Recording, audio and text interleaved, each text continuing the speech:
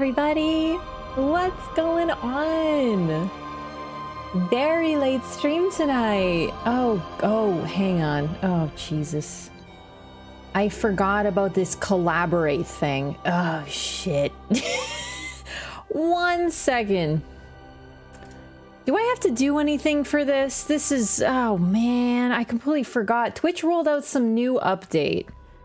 And I have no interest in... I want to turn it off entirely. And I'm just sitting here like, oh my god, how do I do... Okay, hang on. Settings new.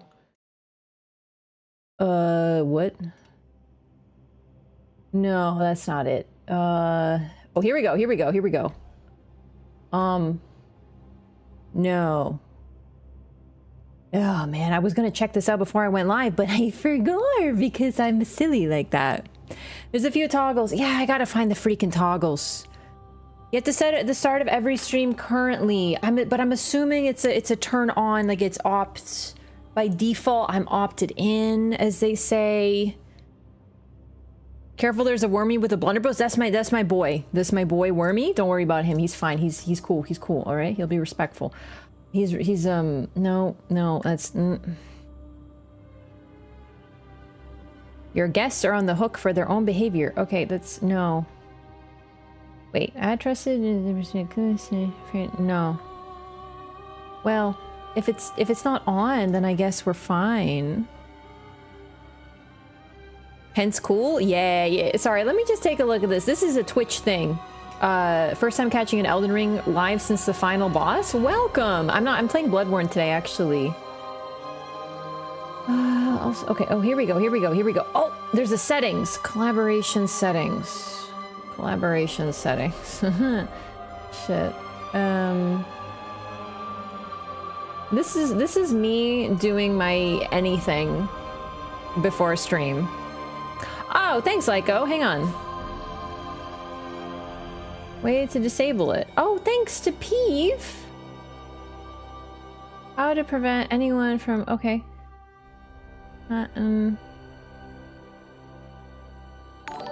Holy, that scared the bejesus out of me. Set it as favorite only and then never setting a favorite. Peeve did post it, but the video that he posted isn't playing for me right now, probably because I'm not logged into Twitter on this browser. Set no favorites, set... Okay, there's gotta be a toggle. Wait, okay, wait, permissions? I meant favorite, okay.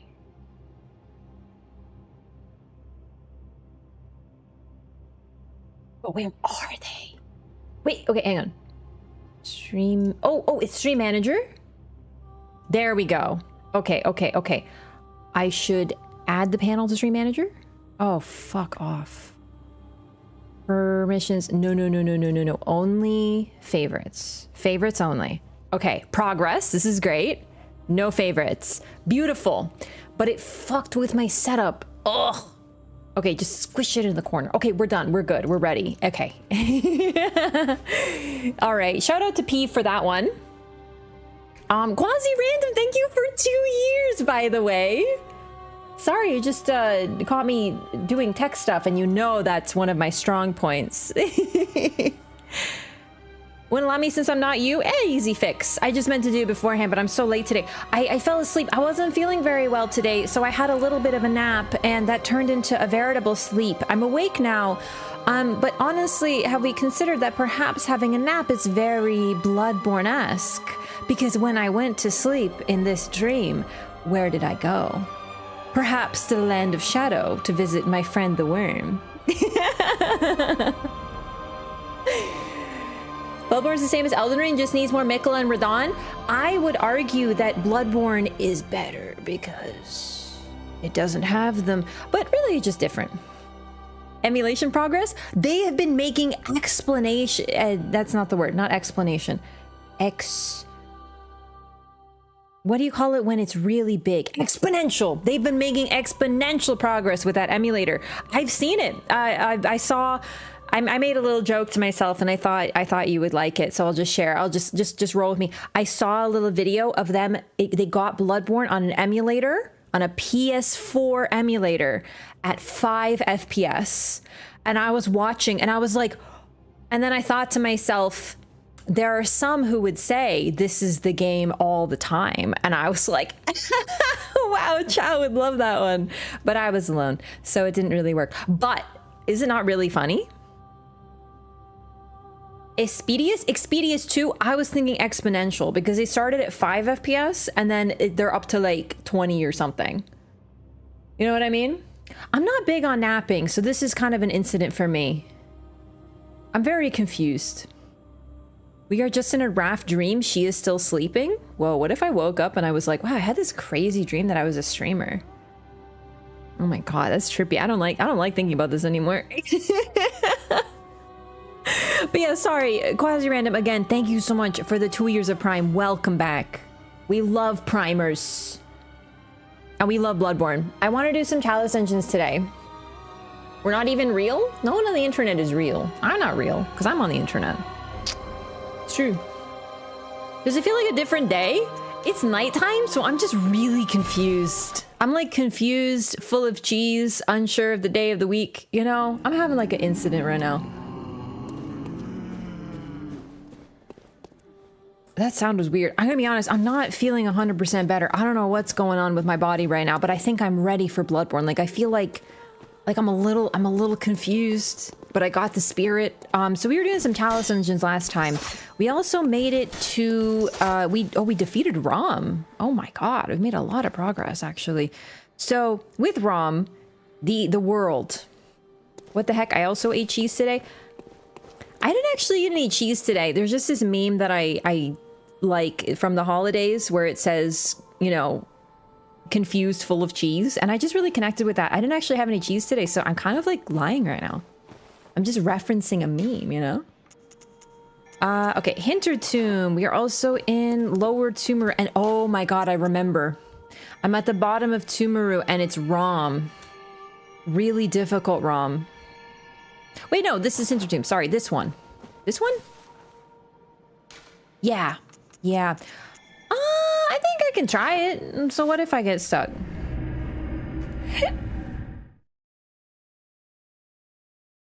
Still believe an open world Bloodborne game will work and you can't convince me otherwise? Hey, I don't want to convince you otherwise. I think open world games have a lot of potential. I think it could work. I just prefer the Bloodborne that we have. But if they were... Okay, listen, they're not going to make a Bloodborne sequel. I don't want to be one of those clickbait Bloodborne sequel. But, you know, if they did and they wanted to do an open world one, I would be open to seeing what that would be like. That's all. I would. Is this the right place? No, this is the illusory wall. Chalice Rom sucks more than normal Rom? She sure does, but I like her because I'm weird. Will I continue to like her? I don't know. Let's find out. But I do like her because she's quite challenging.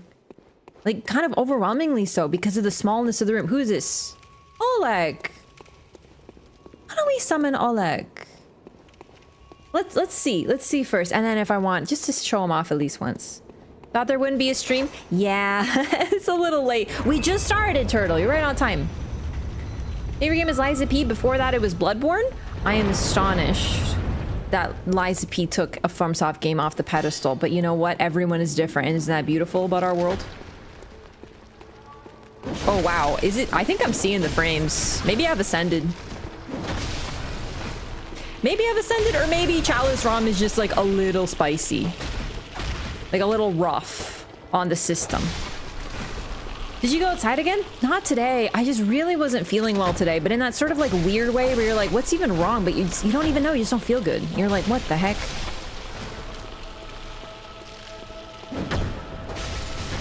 Okay, am I the only person here who likes Chalice Rom? I know I can't be alone.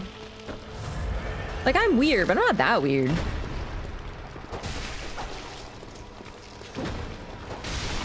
Trying to make us all lose our watching streaks? Oh my god. Could you imagine? No, this one is more of a slog. This is an infamously difficult boss for sure. Hey, Flame Bait with the 7 stream streak. I like Chalice everything. Powerful. Powerful. Is this normal Rom song or is this different? Am I tripping?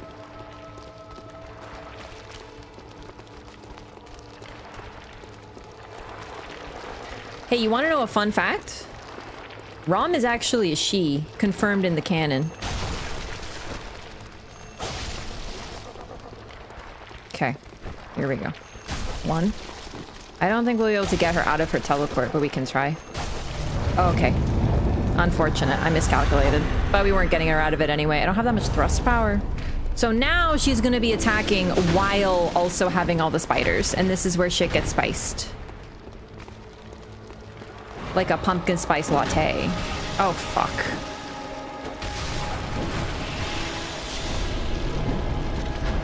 Ooh, okay, good, good, good. You know what? I actually just had a revelation. Why don't we stay close to her? Because then she'll do that instead of her explosive, dangerous blast. It's like a, if I'm not paying attention, I'm in danger sort of thing, you know? Fuck! I don't know why I never thought of that. Because if you stay far from her, she does the meteors. But if you stay close, it should be okay. Yeah, the meteors. The meteors are the problem in phase 2. Fortunately, though, like I said, I have thrust, which is like, you know, I'm not trying to winky wink right now. I do thrust damage, which is really strong on Rom. So there we go. Fuck. Fuck, fuck, fuck, fuck, fuck, fuck, fuck, fuck, fuck, fuck, fuck. Ooh, okay. All right, all right. Now we just stay close. Okay, a Lord Chief Loppin. Okay, okay. Our damage is really good, though, when we do thrust, so that's fine. But the fucking... Ooh, did you see that? Look at the damage. Goodness. Okay, okay, okay. Don't forget, the spiders are actually the real threat, in all seriousness. What is coming? Oh my god. There's so many spiders in this room. This is stressful.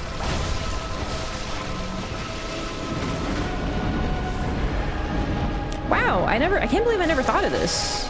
Just manipulate her moveset by staying close.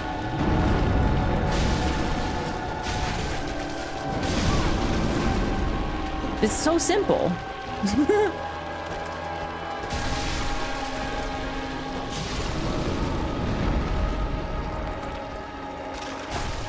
Whoa! Whoa, those jumping spiders. Ugh. Oh, shh. That move goes further than you think. Oh, Jesus. Okay, see, it's still stressful. Ow? This is really stressful, though. Like, this is like doing PvP, but instead of like 2 boys, there's like 15 spiders. Okay, not that bad. I'm actually weirdly sad. I was hoping it would be... Like, I was hoping I would struggle a little. Woof. The new monster they showed at Monster Hunter Wilds today was amazing. I actually forgot that to... Was that me standing on something? Oh, cool. I forgot that today was Gamescom or whatever. I saw some highlights, like Monster Hunter stuff. I didn't actually watch it, but, you know, that's cool. I'm looking forward to that one. That first run, it sure was. Oh, we're not at the bottom. Oh, damn. Okay. I hate when a boss is minions and teleports away. She is both. That's fair. I don't know why I like Rom. I think I like that it's so much to manage. I like when bosses have a lot to manage. It's a good balance with Bloodborne. It's still overwhelming in a way, but I just enjoy the way the bosses are structured. I almost feel like Elden Ring broke my brain because I'm used to everything being so annoying that now no boss in Bloodborne... No boss in Bloodborne really made me struggle because I like them. So it didn't feel like a struggle, but now I'm like expecting everything to do 15 hit combos and 10 AoEs, and now it's like, now Bloodborne looks simple. And it's good, but it's also like, what did Elden Ring do to me? This room was like when I rented a vacation house in Croatia and there were like 20 spiders in it. Oh my god. Orphan of Cause? Oh, I love that fight.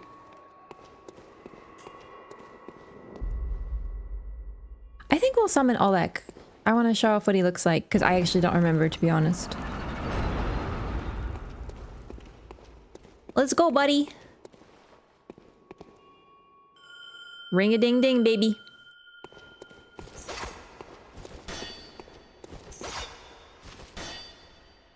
What were the spiders like? Were they small and cute, or like were they terrifying? Or both? Hey, Hey, Olek!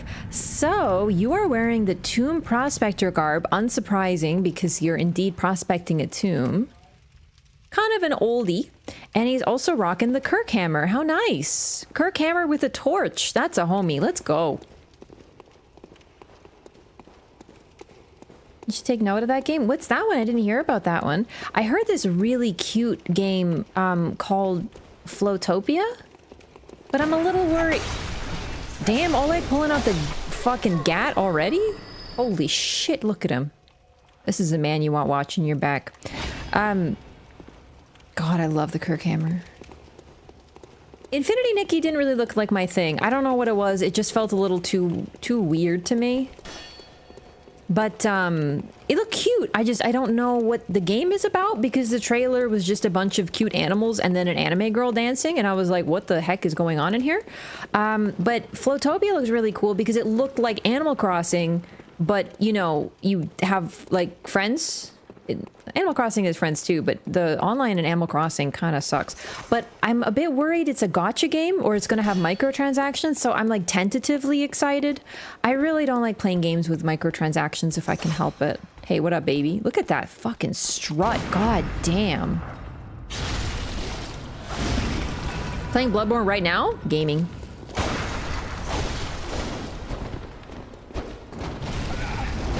Don't burn my boy.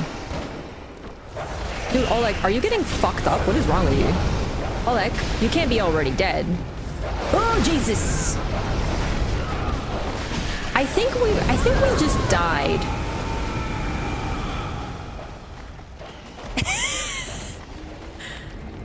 So that was old hunter tomb prospector Olek, showing off his skills and abilities. Not anyone's greatest display. Not mine either, you know? First, Rich Walter, any tips? Explore very thoroughly because you'll need materials from each floor to progress further. So even if you're like, I think I explored enough, you should double check. It's the most annoying thing to to realize that you missed something and you have to go through something you've already been through again. Started a character in Oblivion? Oh wow, really? What are you doing? Oleg is better? Yeah, I guess it could be. Friend of the show, Oleg. Yes, a friend of the show.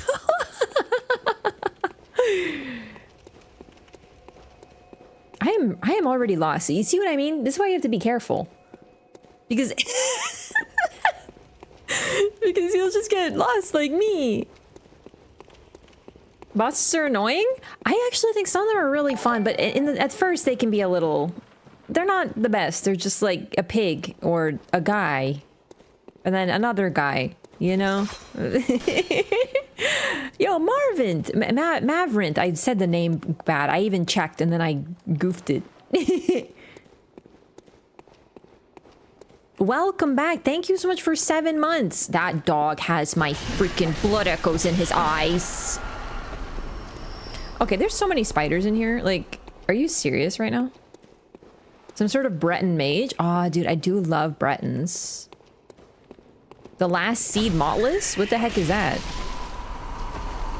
Oh my freaking god. As if I don't have enough problems.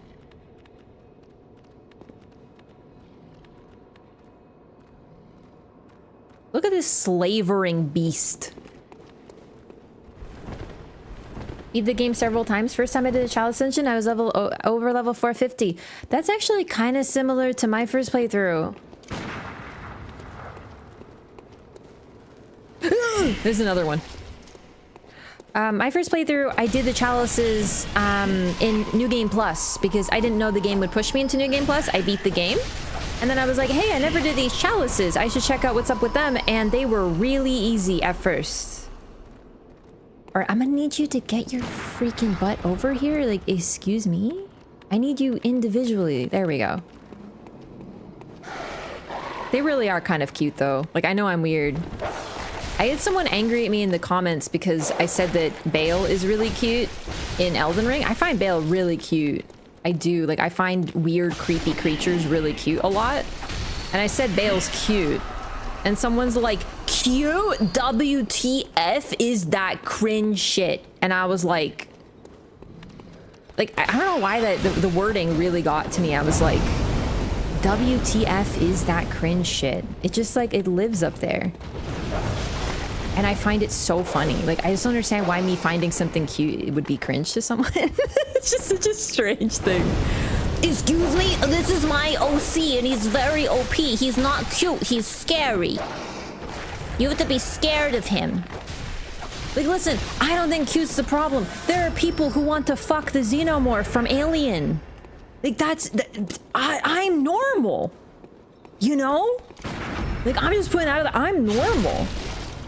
Compared to, you know, some folks. I hate to bring it there, but I'm just saying. I think genuinely I'm like the normal one. Hear me out? Oh no. No, I will not. Person that said that was probably a child. You know what? As much as I find sometimes it comforting to be like, most of the people saying this stuff are children, I uncomfortably, from my time playing video games on the internet, do know that it's not always kids, man. It's not always kids. And that's part of it. I feel like the illusion has been shattered for me at a very young age. I realize that, like, yeah, sometimes you hear someone playing Call of Duty and they're just like, and you're like, that is indeed a child. That is a small child. And that's, you know, maybe they need more parental supervision, but, you know, that's neither here nor there. But then you hear a grown-ass adult and you hear the words that come out of their mouth and you're like, oh, no. You know what I mean? Okay, damn, there's another spider! This is the worst case scenario. Jesus Christ, this place is a nightmare. I'm normal? Objection, Your Honor? Yeah, I hate to, like, say I'm normal compared to folks who are very, very, very different from the norm, but, like, you know, you do what you can. Saint of the Bud, cute? You mean the pretty lady Romina? Is there lore behind the witch boss and the chalices? The keeper of the old lords, yeah. So, they are... They kind of actually kind of do what it says on the tin. They keep the old lords. So honestly, it's like, I think it's a little bit of a Dark Souls reference. Like, I don't think it's entirely a Dark Souls reference because they do have lore within the game, within Bloodborne, but you know, ceremony of fire, the idea of beings who are burnt and then wear ashes upon their skin and are sort of kept alive by magic relating to ash and flame. It's a little Bloodborne, or a little Dark Souls, a little bit. They watch over the slumbering great ones in the tombs. And they were granted eternal life in order to do this. That's pretty much the lore that we know, but we also know that these are considered the tomb of the gods. So the tomb of the gods, but also where they are slumbering. Death and sleep are two different things that are being linked here. You can even get the idea. Later on, we encounter a corpse that is literally just sleeping. Oh my god.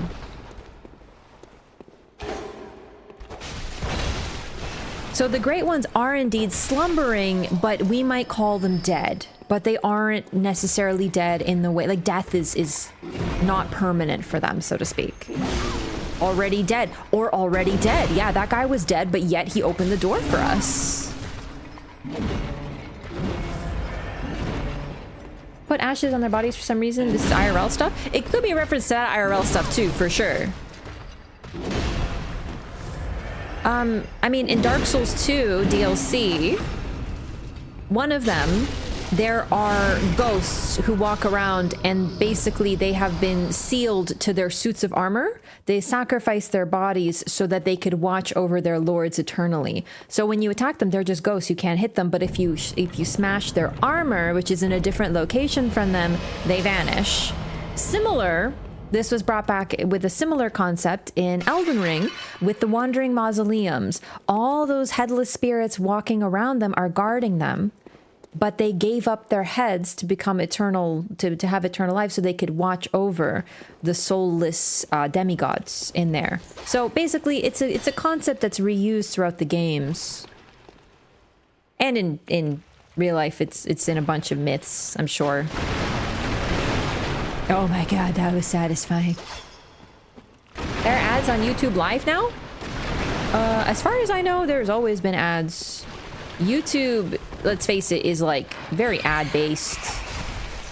So I don't think there's ever not been, unless you have... Isn't there like a YouTube Premium or whatever it's called? Same as Twitch.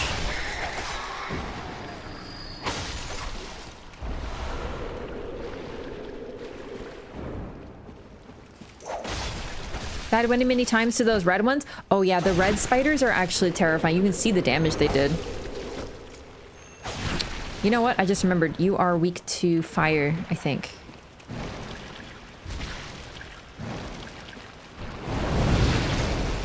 I mean, weak, but it's not necessarily doing as much as I'd like. Goodness.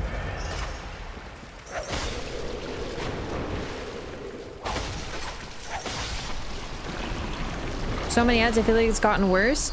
Yeah. No, I feel that. Admittedly, I haven't been watching YouTube as much lately, so maybe I just don't know how bad it's gotten lately. Bloodborne for the win? Yeah. Planning on playing Black Myth Wukong? No, I'm playing Bloodborne right now. I'm very mindful. I'm very demure. You know, I'm like living in the moment. And like right now I'm thinking about Bloodborne. Do you know what I mean? Very mindful, very demure. These are pigs. These are all... Oh, goodness. Are you serious? You're really gonna do me like that? These are all pigs. There's just so many pigs. This place sucks. I feel like I missed a meme. I'm a little late to the meme, but I've been seeing a lot of people talking about, like, just tweeting and, like, being, like, mindful and demure, and it made me laugh. So, like, I think I actually know the meme.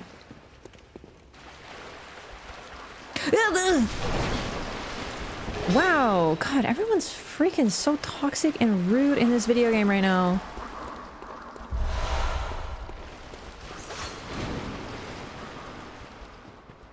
A fork? Are you joshing me? I'll be lost forever. Oh my god. Where am I? The chalices are a nightmare. Am I back in the pig pile? Oh my god. Okay.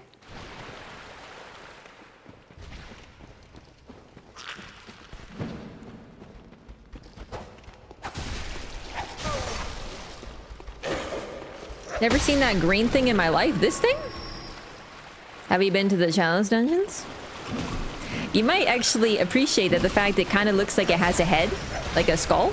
Basically, I think this was a human. A lot of things in this game used to be humans, but this one I think especially used to be a human.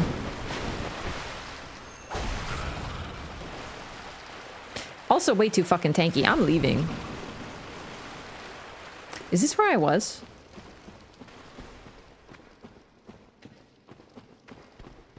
I'm lost as hell. Okay, so there's that guy and a bunch of treasure chests. We can work on the treasure chests first. You just sit there and breathe heavy, watcher.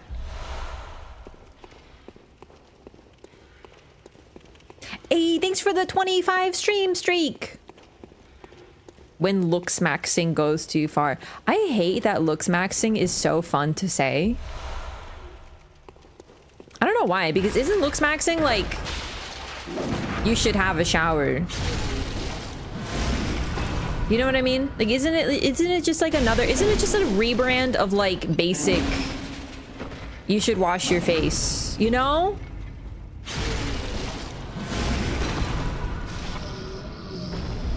I don't mind rebranding things. I just feel like sometimes it goes too far. Don't call it basic hygiene. Call it looks maxing. I think that's rot maxing? What?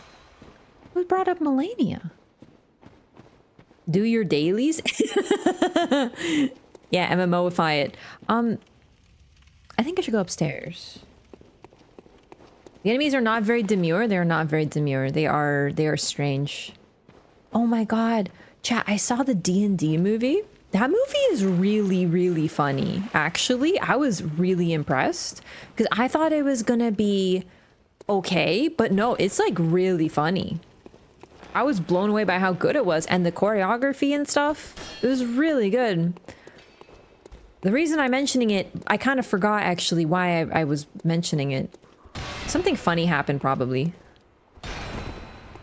Kojima said it was good? Well, if Kojima said it, you don't even need to listen to me anymore.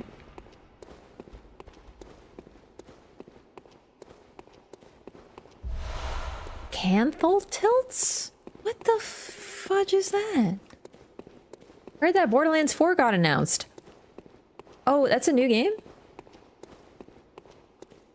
I'm gonna be honest, there's been so many Borderlands, I don't know which one we were on. I thought we already had 4. That's my bad. I haven't really played them. I've been here before. I think so. Am I looking for a gate to open? Because I really feel like I should have found it by now. I think my point was that it was a really funny movie. But there was something I was going to bring up, but it's gone. So, you know, I guess we'll circle back to that if I remember. Make a movie out of the magic the gap. Oh my god, this isn't related to that, but I just remembered the we're going to get like an anthology series that's going to have an Armored Core movie. I heard about that. An Armored Core episode of the... It's right over here. BL4 is like the 6th game in the series. Blood level 4 from Bloodborne. No, that's yeah, because like they do the Assassin's Creed thing, you know, like there's Assassin's Creed Brotherhood, so it's not 3, it's Brotherhood. Oh my god, that was like an Elden Ring swing for real, like truly. Like, can we like put a limit on it?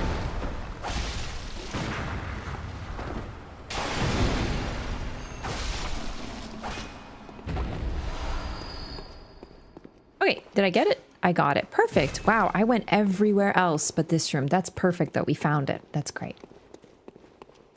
They took 15 franchises and are doing episodes of each from some of the people who did Love, Death, and Robots. I really wanted to watch that. I never ended up watching Love, Death, and Robots, but I heard it was good. They're also going to do Sifu, which I never played, but I remember I watched Pete play it a little bit and it was good. It seemed good. I just wanted to get an idea, so I didn't watch too much in case I wanted to play it. I just never got around to it. Bloodborne 2 is announced too in your dreams. I actually don't really want a Bloodborne 2. Like, legitimately.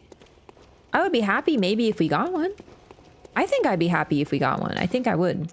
I would be tentative. I have to be honest, I like being positive and excited about things, but when it comes to games, I just feel it's safer to be to have some trepidation. Like, I want to be like unabashedly excited about things, but nowadays I'm like, ooh, is it online? Are we going to have like time-based events? Are we going to MMOify it? Are we going to FOMO it? Is it going to have microtransactions? How aggressive are they going to be with them? Is it free to play?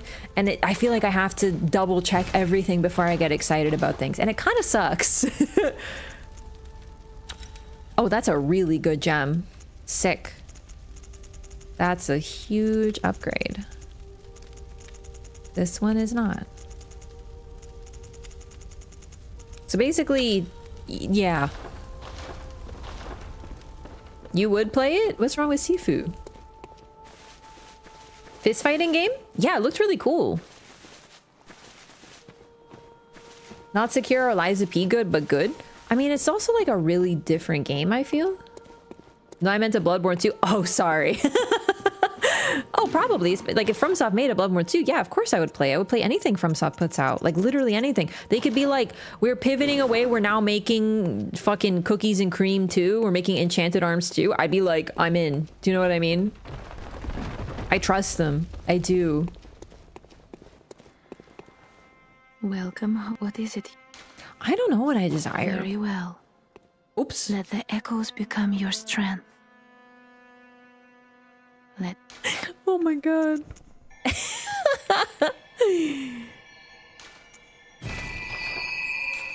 Farewell, good hunter. Only in for the lore?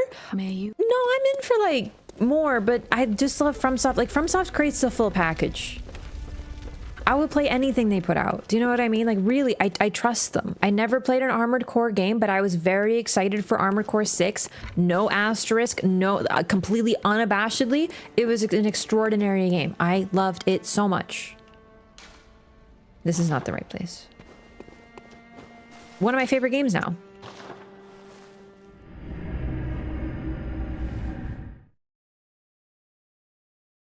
Lore is part of it, but it's really just everything they do. Their art direction, their style, their storytelling, the game feel, like how the games feel, like just are, the music, the dialogue, the characters, the quest lines, everything. I just love them, their games.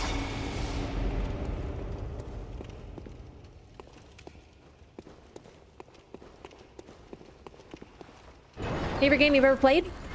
This one. Or Oblivion, or Stardew Valley. I would say all three of them. It's just different. I love Bloodborne, how it's just everything about it. Oblivion's really special to me because I actually really like the world and I like exploring it. I wouldn't want to live in Bloodborne world because it's horrifying. And a part of me is like, while I love this game, I don't want to live in it. But I love Oblivion as well. I would like to live in the Oblivion world, even with all its flaws, because I would just be 100% chameleon gamer. I would be like super cool, you know? I feel like I could get a happy ending in that world. Versus this game, I'd be like, no, I don't want to experience the dream, actually. And then Stardew Valley is just like the most relaxing game of all time, and I feel like you need a comfy game on the list. This is a comfy game in some ways, but in other ways it's also not. Hey, get out of here, you weirdo. Not even if you could meet Maria? No, I think that she would kill me. Stardew Valley has a timed element, which means I instantly have anxiety. Yeah, but that's relaxing to me.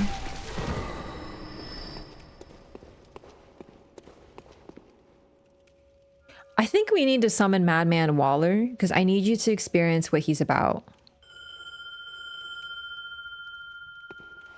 Like, who, in a world like this, what do you need to do to be a madman?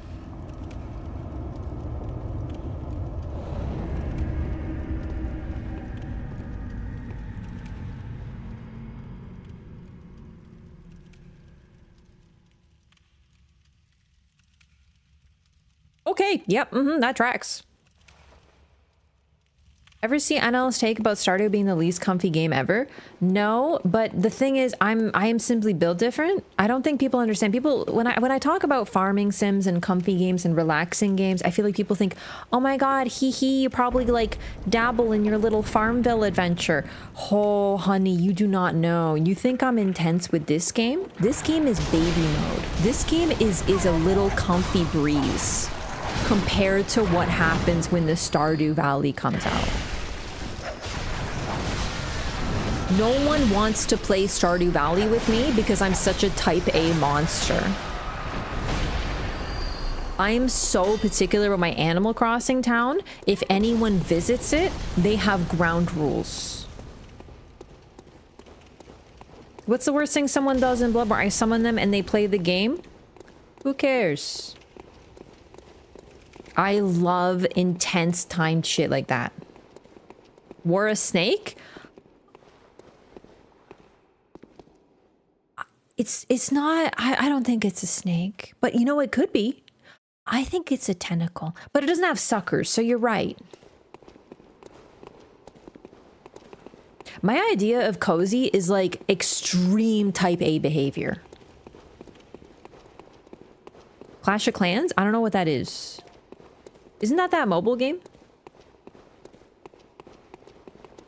He's in his boa era? Dude, honestly, iconic. Like, he scares the shit out of me. We gotta see what that weapon is. Man, Waller, didn't I open the boss? Didn't I open the boss door? Like, why did I summon you? Ah, whatever. Oblivion legit has some of my favorite gaming content, even if you have to look past all the unintentional comedy. The unintentional comedy is part of it, if you ask me.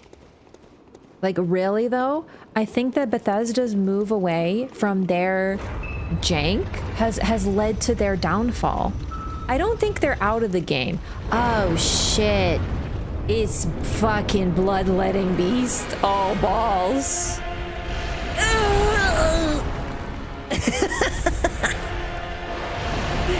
It's Punchy McPuncherson.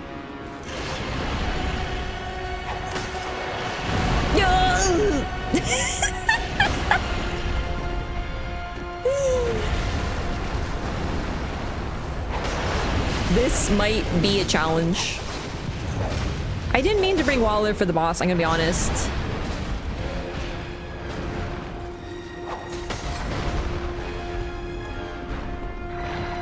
Please don't misunderstand. I like bloodletting beast, but I'm also scared. Because he's a puncher, you know? He's a punch type individual. Oh, right in the face. Can't do shit against the threat of Cain, baby boy. Dude, Waller is fucking him up though. Like, hello?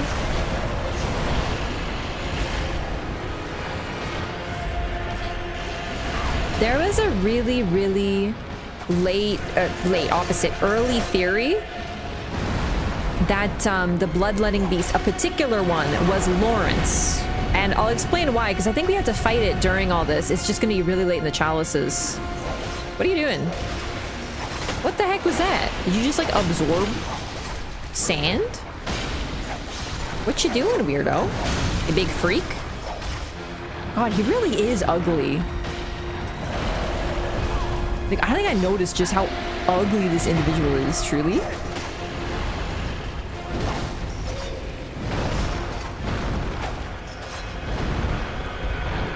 He's really cool, but really ugly. I have a confession. I get bloodletting beast and abhorrent beast confused sometimes. But one's like a lot bigger. Oh my god, did we hurt your ankle or something? Aww. Sad boy hours.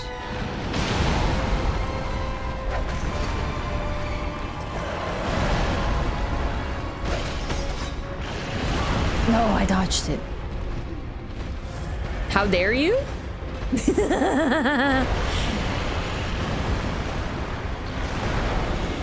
Wow, he's really pissed. Oh my god. I actually really want to fight this boss solo. Like, I could die, but I'm in the bloodthirst now. Oh, right in the freaking face again. Oh my god. I love Bloodborne.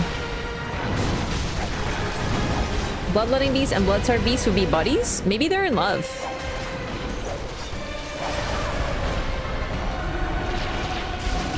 Hey, Madman Waller! Thanks, homie.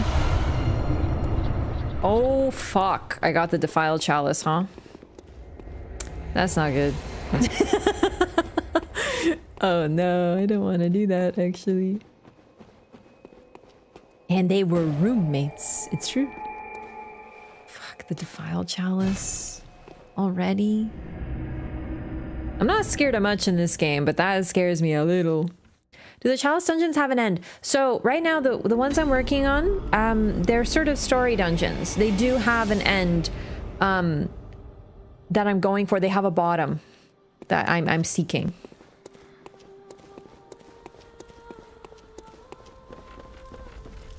But they're also kind of endless if you want to do the randomized ones. Seeking bottom. I knew someone would make it a thing that I'm seeking a bottom. What's wrong with seeking a bottom? Confirmed top, seeking bottom. What's wrong with that? Basically, to go back to the Lawrence theory, there was a bloodletting beast. So you know how you touch Lawrence's skull? it suggested that Lawrence was headless somewhere, and within the chalices there is one particular bloodletting beast that is headless when you fight him for the first time. So people had these big brain theories that that's Lawrence. However, this was before the DLC came out and kind of changed that theory and made it like defunct, but you know, still cool.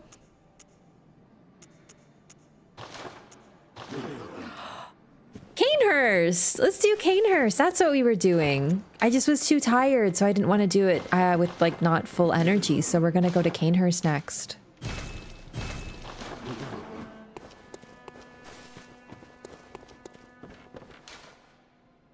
Use a stamina, raise HP, and blood rapture. Okay, we got actually, other than the, we want a couple upgrades on these. We got the best in slot ones. And we don't need 60 insight because we already beat Rom, so we got the crying. So let's buy this. And this.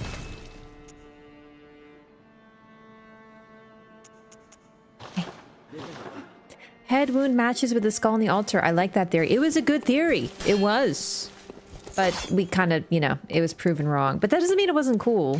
I like talking about these theories that were disproven because the logic and the reason this particular bloodletting beast was interesting is because I believe he is a boss right before the final boss of the chalices. So it was as if the first vicar of the church, the founder of the healing church, had made it that low before transforming or something. You know, it had some validity. It was cool. But, you know, like I said, it was disproven. There also, I believe, there was some theories, I don't remember for sure, but I think there were theories that the Bloody Crow of Cainhurst, like the NPC fight for Eileen's quest, that was Garaman's apprentice, because he uses the old hunter bone. Also proven wrong. But still cool. Internally, the headless bloodletting beast was Lawrence at some point in development. Yeah, no, absolutely. It's also possible they straight up just said, no, we're not doing, I don't remember where is... Cainhurst, perfect, okay. I was gonna say, I feel like they normally say, hey, we're not doing DLC, this is the game, and then they're doing DLC anyway. So it's possible they kind of pulled that. Who knows? Oh, I love it here. The sky is different. The sky in Cainhurst never changes. It's always like this. It's as if it's frozen in time. It doesn't really fit with the rest of the world. It never did. It doesn't look like there's any snow, but we see snow here. It's cut off from the rest of the land. It's kind of outside of time. It doesn't make sense how we got here. We got into a carriage that traversed a road that doesn't exist. And we ended up here somehow. It's nonsensical. Oh my god, it's very bright. More parasites. These creepy little maggots are here too. Any lord of these statues, they only appear here. That's really about it, unfortunately. There are a few paintings that, if you ask me, have some lore.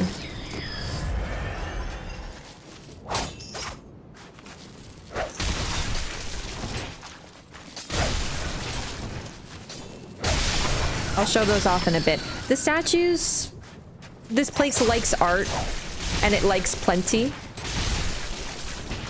And it's almost tasteless how gaudy it is.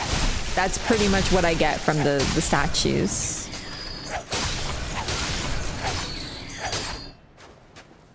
Those parasites are called hateful maggots. Yes. Maggots, I don't think, are parasites. The reason I call them parasites is because they come out of enemies sometimes. There's a couple enemies they pop out of, implying that they are indeed parasites that grow within things, which makes sense because in a land where even crows and animals are consuming blood and warping, this is what happens to parasites. Honestly, they're called maggots, but they don't even look like maggots. Maggots don't have a head like that, I think. Dead horses? Yeah, exactly. On a coach with no driver, driven by horses that have been long dead. Exactly. Yeah. It doesn't end there.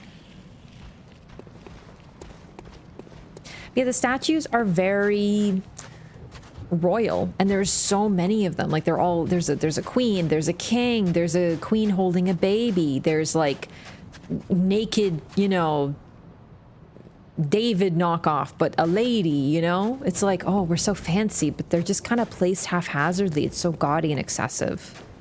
That's Cainhurst, baby.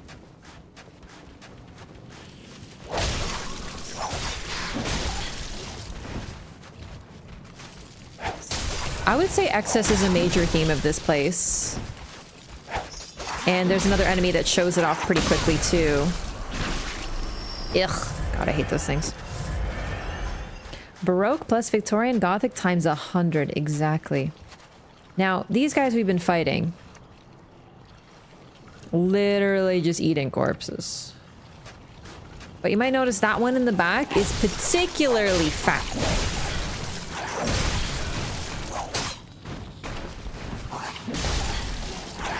I gotta fight them a little better, but like, whatever.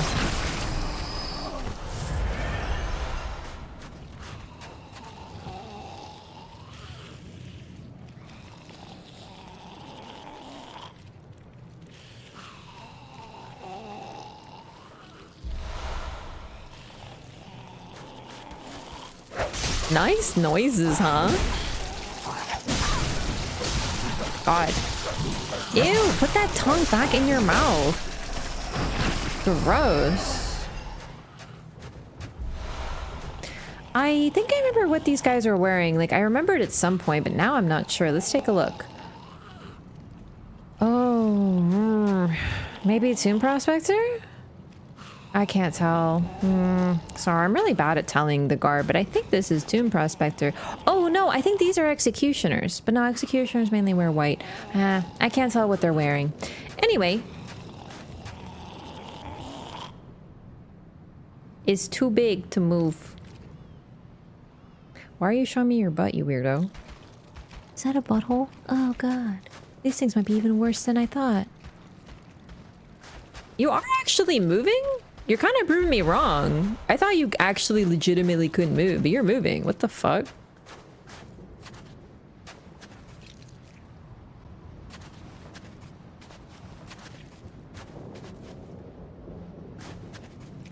It is too big to attack you, though. So gluttonous that it can't even fight back anymore.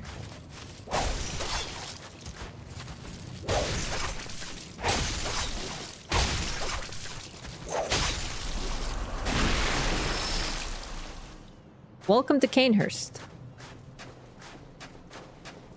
I said a big meal. I really don't want to fight. Yeah, still digesting. Still digesting. Anyway, pretty much here, there is nothing but these guys until we get to the door, which once again opens without us doing anything. Depicted is a king and a queen. At least I think it's a king. Probably. You don't have a crown. I don't know. I don't know the rules.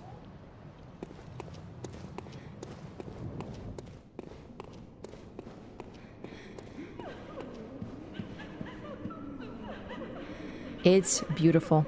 Genuinely one of the most beautiful locations in Bloodborne. And they're keeping it spotless. Like, seriously, look at these guys. They're still working away. And there's actually a really cool gimmick to this area.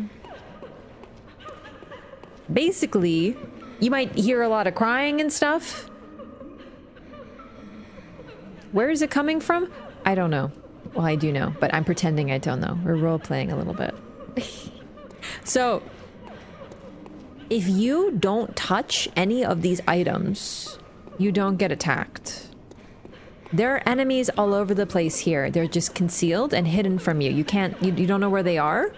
Unless you start swinging, you might run into them. Or if you pick up an item, they get pissed. But if you do not touch a single item in the front area, they're chill. They don't bother you. So it's actually pretty cool. If you don't want to, like, we need these items, so we are going to pick them up. But they really don't care that you're here. unless you bother them, unless you hurt one of the little servants, or unless you take something that doesn't belong to you. It changes once you get into this room. This is when they're like, you are, yeah. Now you've gone too far. Now you're trespassing. But in here, they're chill.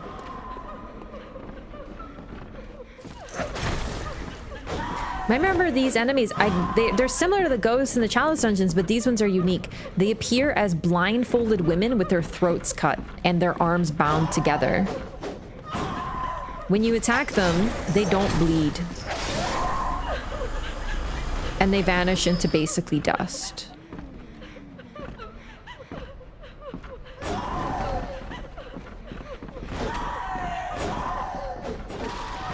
FromSoft punishing players for being greedy? Yep. This is a really cool room for lore, so I'm gonna clear them out and then show off the statues in here. Actually, not the statues, sorry. The, portraits on the wall. I got it. This is what I always wear in this game. No, not these. Hang on.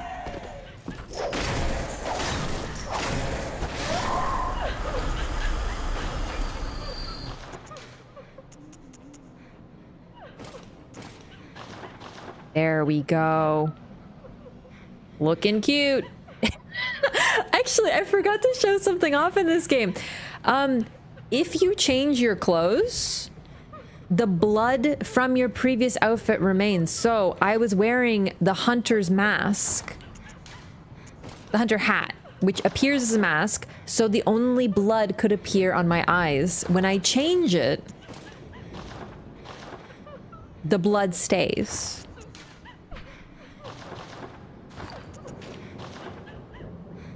It's actually a really cool detail. So as is, it just looks, you know, like I'm wearing like a freaking spy mask or like a superhero mask, but if you're, depending on what you're wearing, it'll change.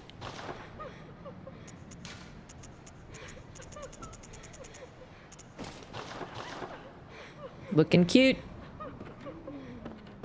There's a crown I like to wear, but I don't have it yet. There are a couple different versions of these enemies. We'll show them off more. But they're just nobles wearing dresses. With really white hair, by the way. Victims of the body snatchers as well.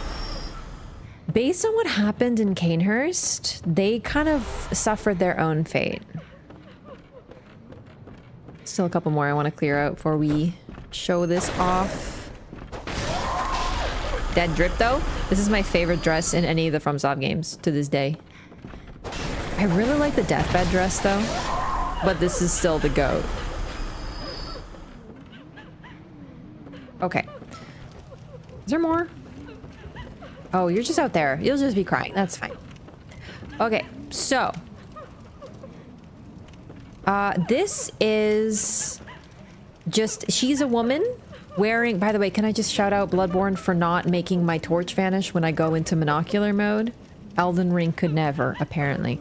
Anyway, this woman is wearing the same dress that these noble ghosts are wearing, suggesting she is a noble woman.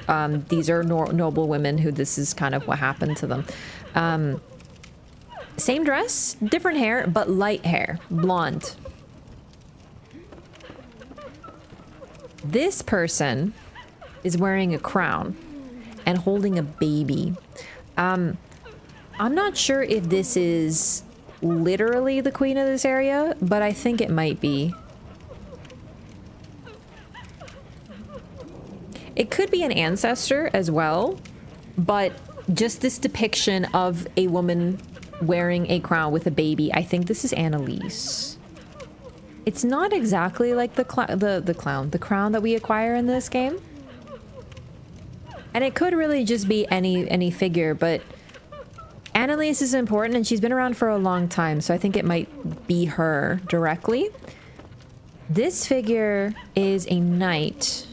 I don't think it's anyone we directly know, but she's wearing the, I think it's called the Cainhurst Knight set. There's the Cainhurst set and the Cainhurst Knight set. We'll get it. I'll show it off. It's really cool. We can get this set that's depicted. Hair color isn't the same as Annalise's. It also shows Annalise with a baby, and we know that her goal is to have a baby. However, based on the lore of this game, the Great Ones have children and lose them, so it's possible that she lost her baby and thus became obsessed with getting another one, but was unable to. So it's possible this is her before she became a Vileblood, before she became the queen of the Vilebloods and consumed the old blood. So that's why her hair color changed. Because even these ladies here, yes, they have pale hair, but it's not quite this pale. But then again, those of Tumerian blood tend to have light hair. So it could suggest this is a different figure entirely, maybe a previous queen. It's one of those, we don't know who it is, so we just kind of guess it's someone that we know, but it could also just be nobody. None of these other characters are anybody that we know as far as we can tell, but they are wearing sets that we recognize. So we can actually get this set in the game, and that one is the Cainhurst set as well. Like I said, I get them confused. There's Cainhurst and Cainhurst Knight. We'll get them both. But we can get that one. Old guy...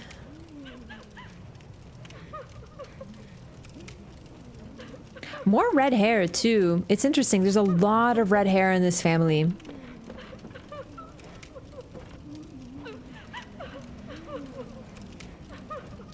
Oh, old lady. Maybe that's baby Annalise? Could be. Fitting within the lore, I mean, the hair is really light, which would fit as well. Annalise baby picture. The statues are pretty much the same. These ones are little versions of the same statues. There really is so many of them. Never get to see Annalise's hair. Her hair sticks out from... Oh, shit. No, I'm ready. These guys attack you.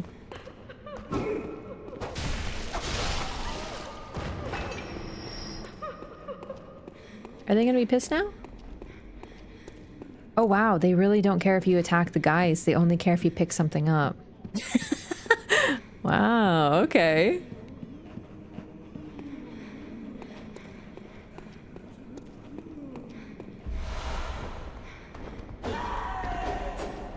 And they cower when the ghosts come out. They're not actually ghosts, but they're probably as close as we get to it.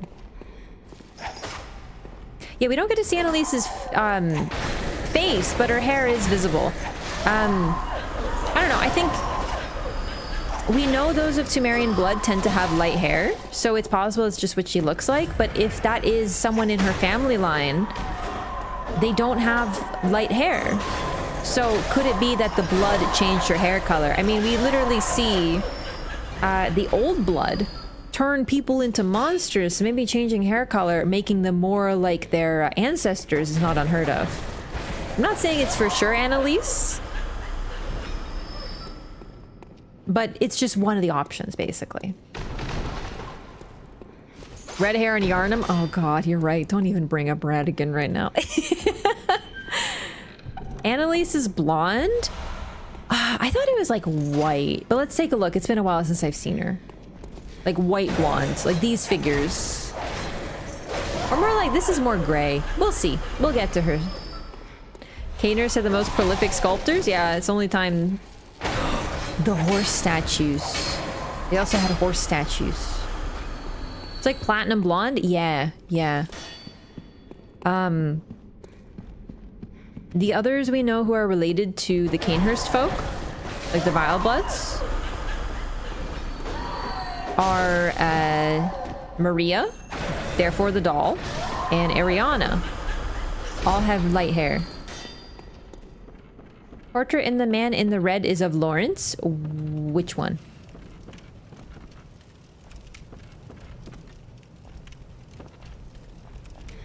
Also, why do we know that?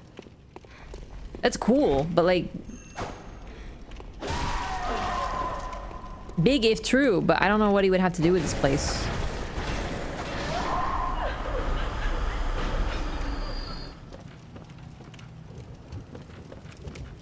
The man in the red. That's a lady.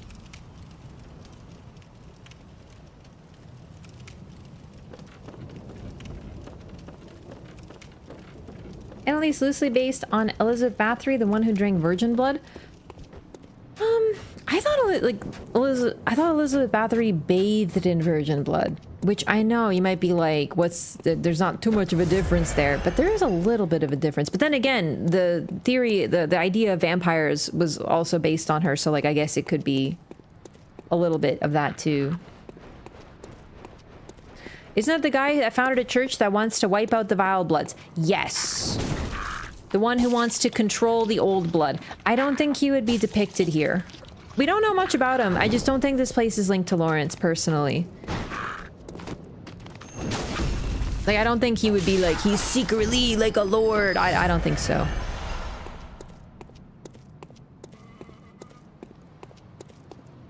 Oh, right, I should talk about these guys. They're freaking gargoyles, but they're people. I actually have a theory that this is what the Beast Plague does to those of the Vilebloods. You know, like if you are one of the Cainhurst Knights or you consume the Vileblood, this is what you become. So rather than a beast, you do become a beast, but rather than hairy and bestial, you kind of become more bat-like to evoke the image of, you know, the link between vampires and bats. Dracula is known to transform into bats, rats, and wolves. So I'm not saying that like he can't be a wolf because that's werewolves. That's the whole distinction of like Dracula and hates werewolves is like a later thing. In the original novel, he transforms into wolves and controls wolves as well. But I think this is also for our benefit because rather than hairy, there's something a little different. We only see these guys in Cainhurst and in a couple of the Chalices where there were Tumerians. Never heard of Dracula turning into rats? He either turns into them or he controls them, which is distinct, but he's associated with animals like that.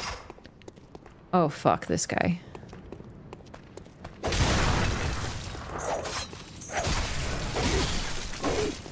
He does turn into a pile of rats? Oh, I'm glad to remember. My memory was good.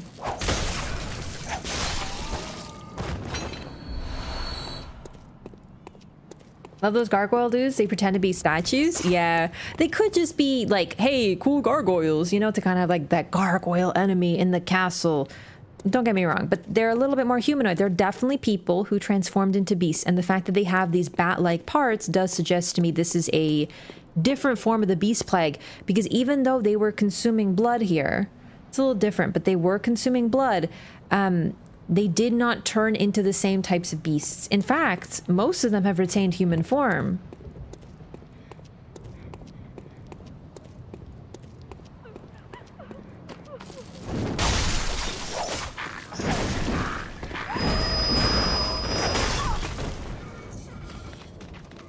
Dracula controls werewolves.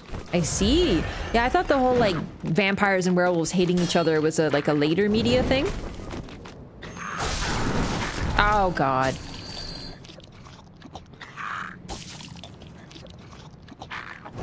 Okay, quit it, bro. I'm mashing the shit out of the controller. Get out of me, weirdo.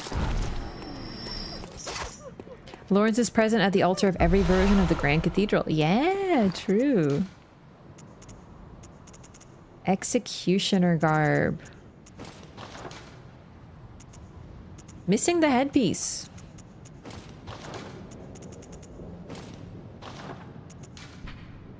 Attire worn by the band of executioners commanded by the Martyr Logarius later became the basis for all church attire with its heavy draping of holy shawl. As the great Logarius once said, acts of goodness are not always wise, and acts of evil are not always foolish, but regardless, we shall always strive to be good.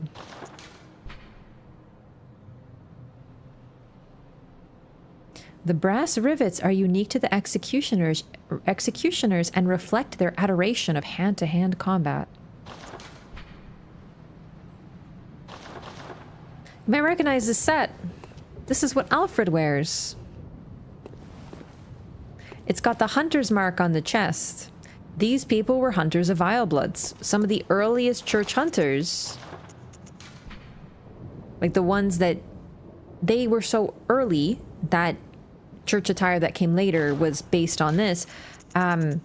some of the earliest hunters for the church were hunting vilebloods. Because very early on, they had lost control of the blood. So they needed to take them out.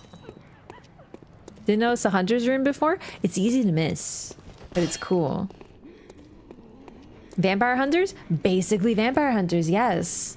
But what's really fun about this one is they were created by the church in order to hunt the they literally called them vilebloods, although they call themselves vilebloods.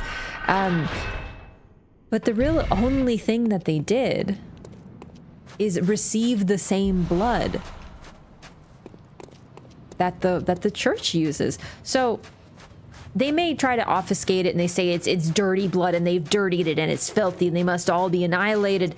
But the blood, even Alfred tells you this. Alfred tells you that the blood they use was taken by a scholar who betrayed Byrgenwerth and gave it to Queen Annalise. Then we find out later that Lawrence left Byrgenwerth and decided to found the church so that he can use the blood and give it to people. Sorry, big hiccup. And Willem said, "You think now to betray me." To Willem, it was a betrayal. He considered it one. He literally said that Lawrence was betraying him. So it's really funny that Alfred basically has such extreme cognitive dissonance that he doesn't realize. Scholar stole blood, gave it to vilebloods. Evil. Scholar stole blood, founded church, gave it to everybody. Not evil. Good guy. All holiness comes from him. Like, it's right there.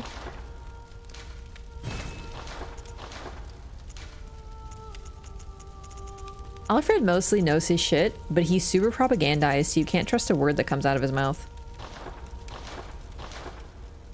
He's great, though.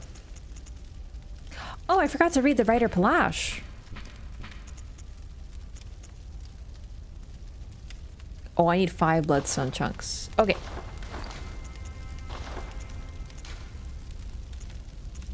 Oh, yeah. I need blood tinge to use it. Weapon wielded by the Knights of Cainhurst combines an elegant knight sword with the peculiar firearm wielded by the Cainhurst Order. The old nobles, longtime imbibers of blood, are no strangers to the sanguine plague, and the disposal of beasts was a discreet task left to their servants, or knights, as they were called for the sake of appearances. He's more a blunt instrument? Yes. So, the Vilebloods have been imbibing blood for a long time due to their link to Tumaru. At least probably. But their blood became a lot more potent when they received the old blood and they got access to it. It's a lot more pure than their usual. The fact that they're so ready to take care of beasts also suggests they know the truth a little bit more. They're more aware of the eldritch truth because of their bloodline. Farewell. That was my weapon that didn't get unequipped for my first playthrough once I got it. That's really cool. I still haven't used that one. I haven't used a lot of the weapons that focus on tinge, but I'd love to try them sometime. Crazy how much stuff From Software puts in their games that are completely missable? Yeah, like Cainhurst in general. Who slit the crying lady's throats? I don't know. Like, why is the entire place haunted by nobles? I honestly think it was most likely the executioners, because we know there is an order that was sent here. Oh, I should mention, we found the executioner set here, which means this is where the executioners were. They invaded Cainhurst and tried to kill everyone. They succeeded probably pretty well. Like, they didn't kill everyone, but they probably killed a lot of people. So the fact that most of the enemies here are ladies with their throats cut does suggest to me that the executioners were pretty successful in doing exactly what they say. They do what it says on the tin. They execute. Slit the throat so they couldn't drink blood. They are bloodless.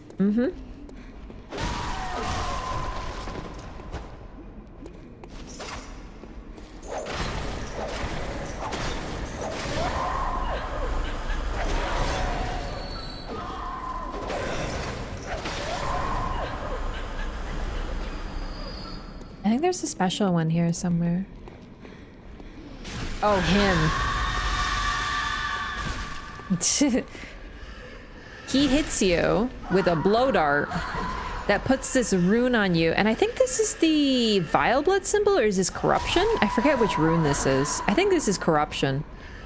So he places the corruption symbol on you and it drives them fucking crazy and they start screaming. And they become way more aggressive.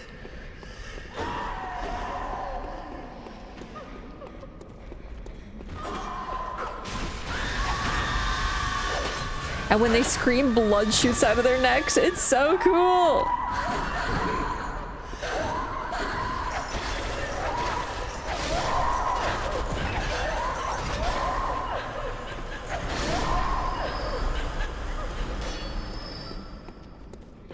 It's corruption? Nice, I remembered.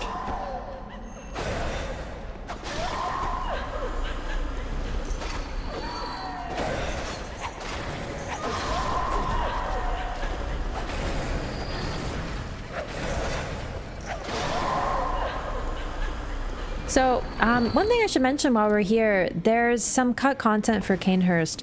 Lance McDonald managed to restore it partially. It looks like initially we were supposed to take a boat to Cainhurst, which makes sense because it's actually separated. There's no bridge. So we're supposed to take a boat and then we would enter a forest, which would then approach the castle. It was supposed to be a little bit more like going through the wilderness, about to be like a bit longer. But they just cut it. I actually like what we were left with. I love the mystery of how we end up here. But there was meant to be a little bit more of a journey to it. Basically, all my knowledge of cut content comes from Lance McDonald and his work to restore all the cut stuff.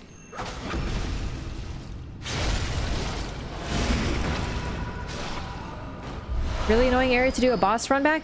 It's definitely one of the worst in the game.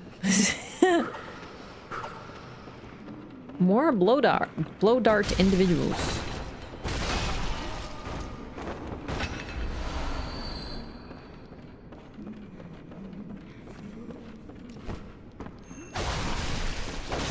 So the fact that they're servants who clean and are servile fits, but they also use, you know, swords because their knights are their servants. That's just what they call them. So they do both. Lance is a good guy. Yeah, Lance is great, seriously.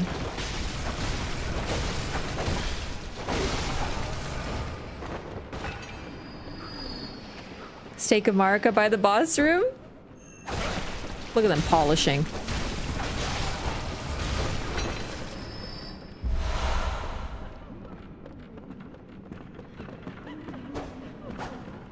What the heck?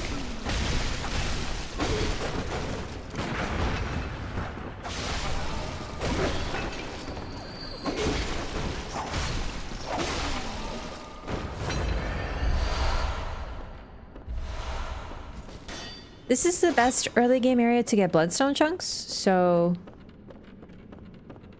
I should be able to get another upgrade level. God, just look at how beautiful this area is. It's so excessive. Baroque as fuck. Not baroque, but baroque. You know what I'm saying? One of the most criminal runbacks in the entirety of FromSoft games. You know how I said Elden Ring broke me? And now everything looks simple comparatively? Demon Souls broke me too. I can't look at Bloodborne and be like, oh my god, what a bad runback, because of fucking Demon Souls. It broke something in my brain, and I forever can just be like, they're not that bad. They're not that bad. Because of Demon Souls. Demon Souls is bad. Did I get the chunk on the other side of the thing? I don't remember.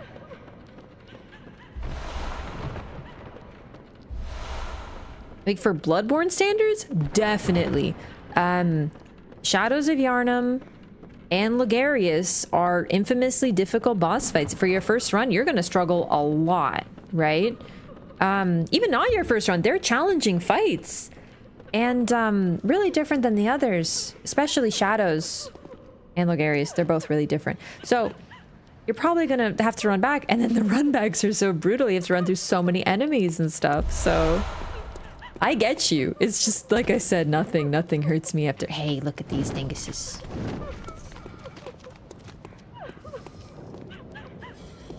Demon Soul said you run through the entirety of Blighttown and gave you no shortcuts. It's not called Blighttown, it's called the Valley of Defiance. Sorry. I can't resist the urge to be the nerd voice, but no, absolutely, you're right. That was a nightmare. You know what? The only one that, like, actually snapped my brain into 2 pieces was 4-2, World 4-2, like Mario, you know? Hey, Floristov! Random subscriber from YouTube, welcome! Thanks for saying hey, welcome. Hope you're enjoying the stream, thanks so much. Not since Dark Souls released. I love Demon Souls. I do. But also, like, my god. I don't... I'm scared to play. The bound hands and neatly slit throat of the screaming ladies seemed too tidy of work for the executioners. Maybe it was the vilebloods that executed them and drained them of blood. It could be. It definitely could be. We don't really know what happened here. We just know that Annalise is immortal. But I'm not saying the vilebloods are good people or anything. Like, not at all. Especially Annalise, right? Like, she has her goals. Oh man. This is all wet. Did I spill water or is it condensation? Troubling implications. We don't know too much about what the executioners did necessarily. Well, then again, we do know, there's an item that might actually suggest that it was done by their own people, now that I think about it. You know, it's like a little bit... You can argue both, is what I'm trying to say. You could say that the executioners did it, you could say that the vilebloods did it to their own people. And this item will probably give us an argument for the other side.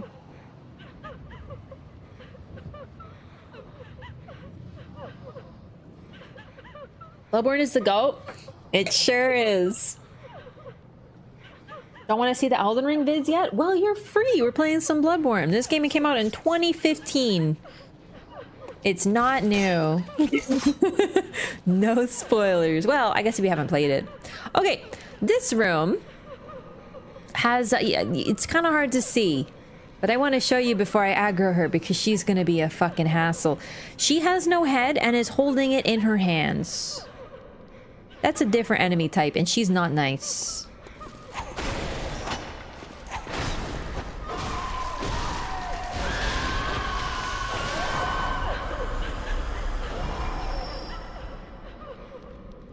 Do it again.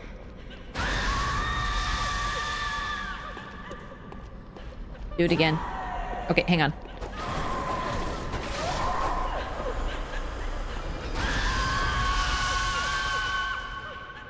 She traps you. Her scream literally traps you. This is actually really fucking cool. For a couple of reasons. I mean, as a function, it's horrifying because you're like, oh my god, I'm gonna get ganked. But there are 2 enemies who do something similar. One of them is our best friends, the brain suckers. They will, you know, snare you and you just kind of go, eh. The other one who does it though is Queen Yarnum, who these ladies are potentially related to.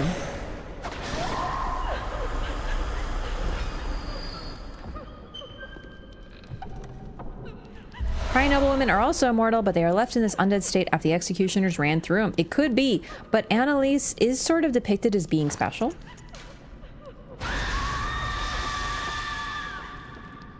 Then again, not really, because she does need help being put back together, so maybe.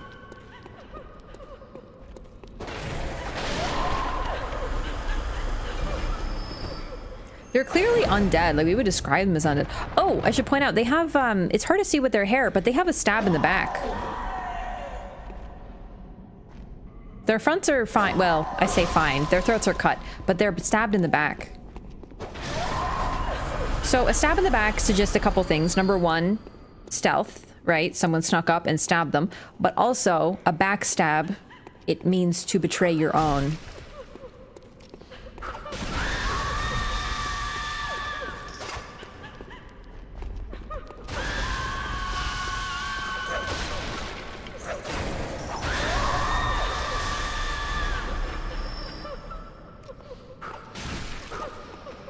Screaming head and hands, Guardian Ape confirmed.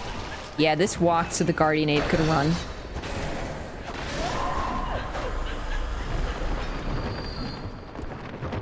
Okay. So I have to read the Evelyn, I have to read the Knight set, and then I have to read the Executioner's Gloves. And this is something that I was thinking about that might suggest, like I said, that, you know, they kill their own people. One of the secret treasures hidden in Cainhurst, the gloves of an executioner from a faraway land. And it says executioner. I don't know if this means the literal executioners or if it means just an executioner who executes people. I took it as just a random executioner. Because the executioners were in order, but I don't think they were like passed down from father to son sort of thing. And it's from a faraway land, which suggests is something different as well. Lowercase c, not executioners, the faction. Yeah, I'm leaning toward lowercase executioner. Her front is okay, apart from the missing head. Dude, it sounds like I'm trying to sell something on eBay. Condition is fine. There are some scratches. Literally headless. I never played Bloodborne. Would you put it above Souls or Elden Ring? It's my favorite. I put it above all of them. It's subjective though. Some people like different things. This game has always been my favorite, will always be my favorite. Nothing's topped it. Elden Ring came close a couple of times, but it's not my favorite. Still great. Just this is, you know. Executioners in real life tended to pass down the precision to their children. It's true. A lot of trades, they were taught by their parents. It was a trade passed down. Executioners, cobblers, everything. Like you taught your kids. Well, sometimes they apprentice to another. But yeah, no, executioners in history, it was a family thing. So the only executioner who uses this in the game is Logarius. I don't even know if Logarius uses this. Now that I mean, he uses something like it. He uses the spirits of the dead. I don't know if he uses the gloves. He uses a more advanced version of it anyway. Alfred also, his weapon also has spirits trapped within it. So it does suggest it's an executioner thing. But the fact that it's kept in a treasure chest here suggests it's a Vileblood treasure. At least to me. Near mint. A sort of deep scratch in the neck. Yeah. That's actually my favorite thing. It's a huge difference if you're looking for used items in Japan versus like North America. In North America, people will be like, condition is good, like new. You get it. It's dirty, covered in dog hair, you know, human hair, stained, stinky. And you're like new, my ass. And then you read like a Japanese description for something that you're trying to buy. I've been looking at plushies a lot there. And you'll just see... I kept it in the bag, stored in a dark room, but please understand it has been touched by human hands once, so if this makes you uncomfortable, please do not purchase. And you get it, and it's like fucking new with like mint, like no problems with it, but they're like, it has been touched by human hands. It's such a difference. I actually can't believe it. I too keep my family heirlooms in my personal huge library. If I had a huge library, I would do that. I would fucking do it. It does also say one of the secret treasures hidden in Cainhurst. I kind of forgot about that part. So yeah, no, this does suggest this is a Vileblood treasure. Passed from executioner father to executioner son, these gloves can be used to summon wrathful spirits of the past by smearing them with blood. It is said that the nobles found immeasurable delight in the dances of these vengeful specters. So basically they were like, woo, ghosts, and the nobles were like, you know what I mean? Like, these people kind of suck, man. They're typical nobles. They delight in the dismay and pain of others, sort of thing. We also got the Evelyn. Special pistol used by Cainhurst Knights. The Evelyn uses quicksilver bullets just as any workshop firearm, but the Cainhurst variant relies more on blood tinge. Lovingly named after a woman and graced with an intricate design, Evelyns were adored by Cainhurst Knights. And then we got one of the drippiest sets in the game as well. The Knight's Garb.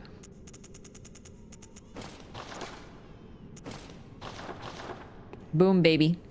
This is what we saw the woman pictured in one of the portraits was wearing this.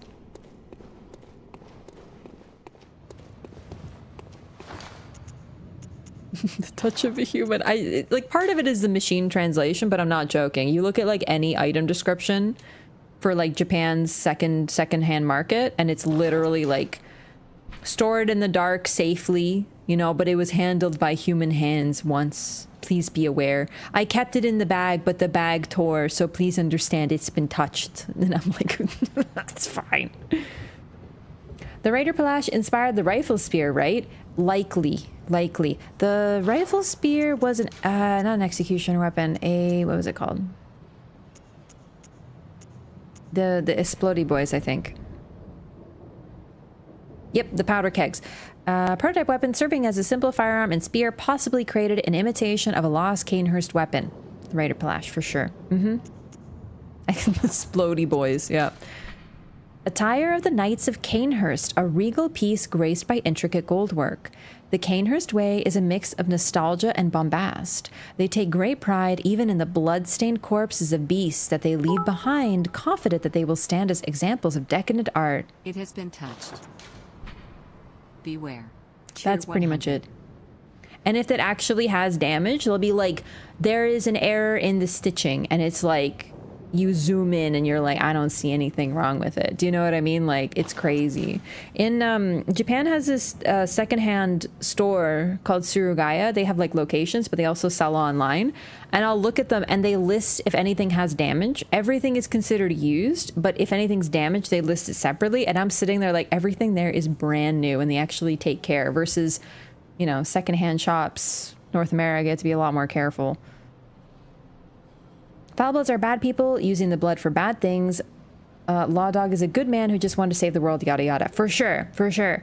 The thing is too, Alfred is just a good example of the power of propaganda, to be honest. You know, like, he has all the information. It's right there for him. The blood comes from the same source, but because the church is good, it's okay. Description of the knight's armor explained the Cainhurst mindset. Also, please keep in mind, the knights are literal servants. They gave them these fancy outfits so they look the part, but they're just servants. They treated them not necessarily great, but they looked nice. Also, Volpine, thank you for the 100 bits. Alfred is a useful idiot. Definitely. I feel like I think he's the only executioner left. I don't even know why he wasn't there. I don't know if he even knew Master Logarius. I think he idolizes him despite never meeting him. I really don't know, because else he probably would have been there with the executioners. Anyway, this is a phenomenal set, but I'm not going to wear it today because I like my dress. Oh, I never read the noble dress. A finely tailored Bordeaux dress worn by the nobles of the old bloodline that traces back to the forsaken Castle Cainhurst. This is what Ariana wears. This is our hint, on top of her hair color and her special blood, that she comes from the old bloodline. And we are eventually going to find out what the old bloodline means. I've been talking about it a little bit, but basically the old bloodline equals Tumerians, equals the people that are living underground, who came from underground, the superhumans. So those, we're going to get more information and confirmation on this as we progress in this area. But this is part of why Ariana's blood is so special.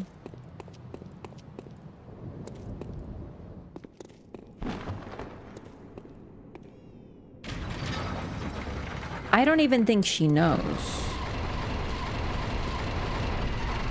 Shortcut! I love the shortcut. Not necessarily the most helpful in the world, but it's cool. Elman was a few generations back. Yeah, I really don't know. I'm not sure entirely about Alfred, because if he was an old executioner, why wasn't he there in the fight? He's not a coward. To me, I feel like he knows enough about the past. He knows about the founding of the church, like, you know. So it's weird that he knows some things, but not everything.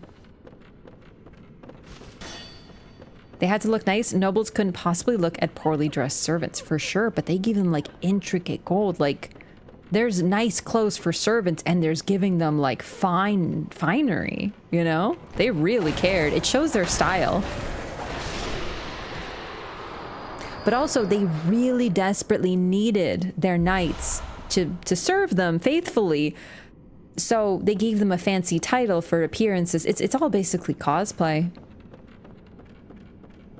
His cart lost a wheel, and he had to go get one, but they found the spare, so they left him. Oh no.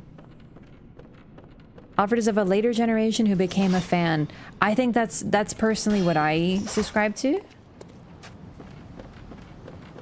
Like the belief that I agree with as well.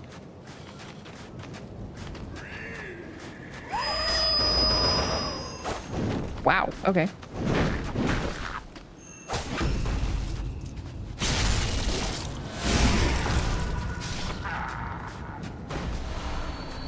I think we'll take on the boss. I don't see why not. They can fly! They really are like beds.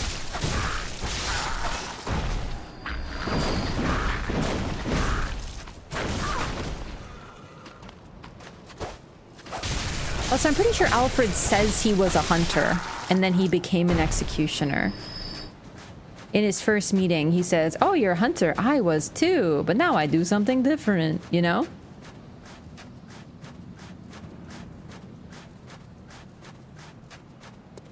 So to me, he sounds like a hunter who maybe knew a little bit more than the average, and then just went, "Oh, this executioning thing sounds kind of cool.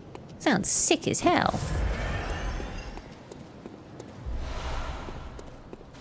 Ooh, you know what? I should actually take a look at the cold blood I have now, because I have some really cool ones. So this is your crunchable blood echo items. Every game has them, but I just want to show off what they look like when you start getting the cooler ones. Because at first it's just like, yeah, there's like some blood. Okay, some blood. Okay, wow, more blood. But then as we go further, you can start to see it's like there's something within the blood. Like you see echoes of something within the blood.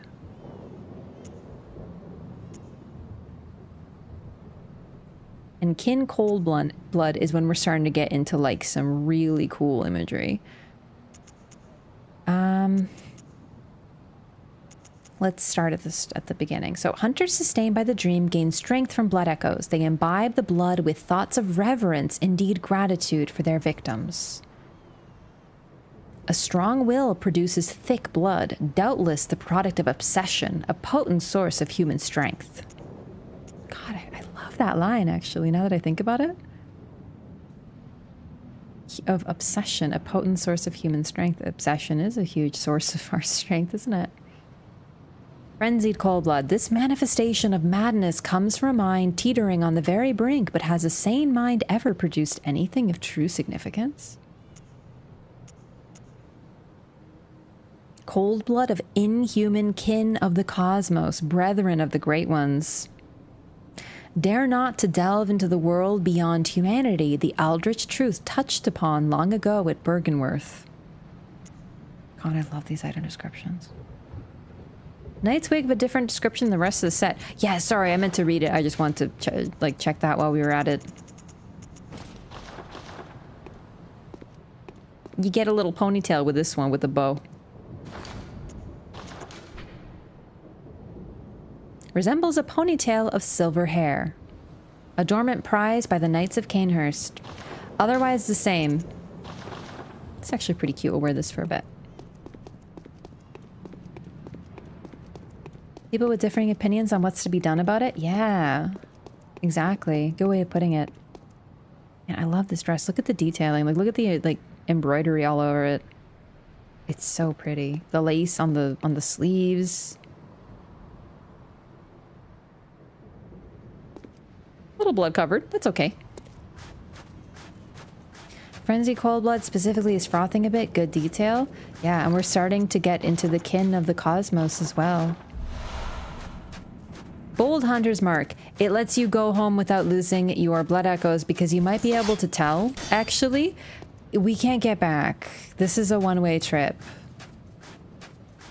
It's part of the reason this boss run-up is a little disliked. This is one of the coolest bosses in the game. Not an easy one either. We'll see how this goes.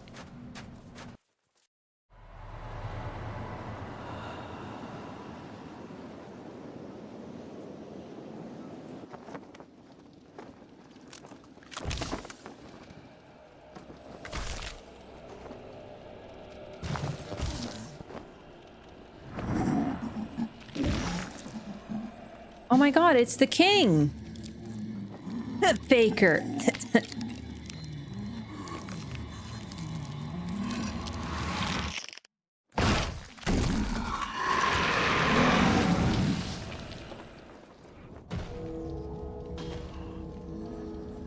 He's wearing a crown.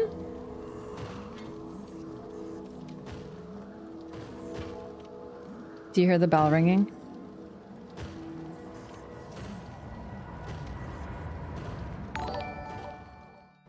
Hey, Meister Shay, welcome back. He summons angry spirits. That is what it looks like if you use the Executioner's gloves, but less cool. They're less cool than this.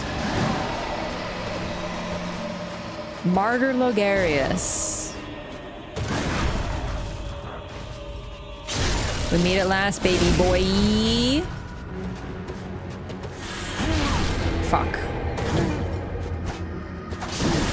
I thought I was transformed, actually. I don't remember what this does.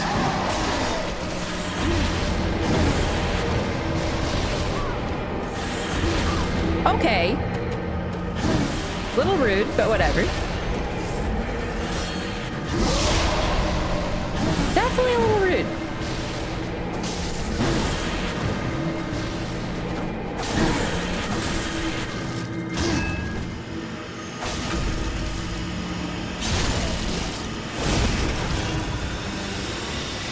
I don't remember what that is, but I'm too, like... I'm like, I can't be intimidated by you because I don't remember what you do anymore. It's been too long, brother. Okay, you gotta stop vanishing into the ether, my boy. Ow. God, this track is such a fucking banger. Where did my bullet go?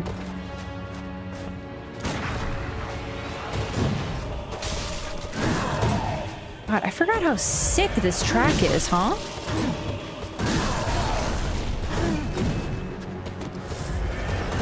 Whoa.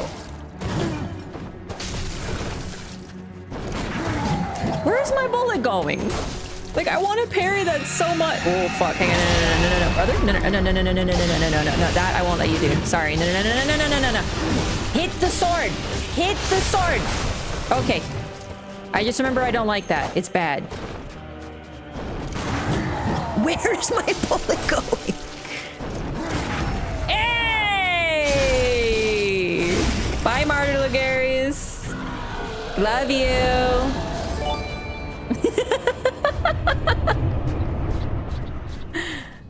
Man, I need to make them.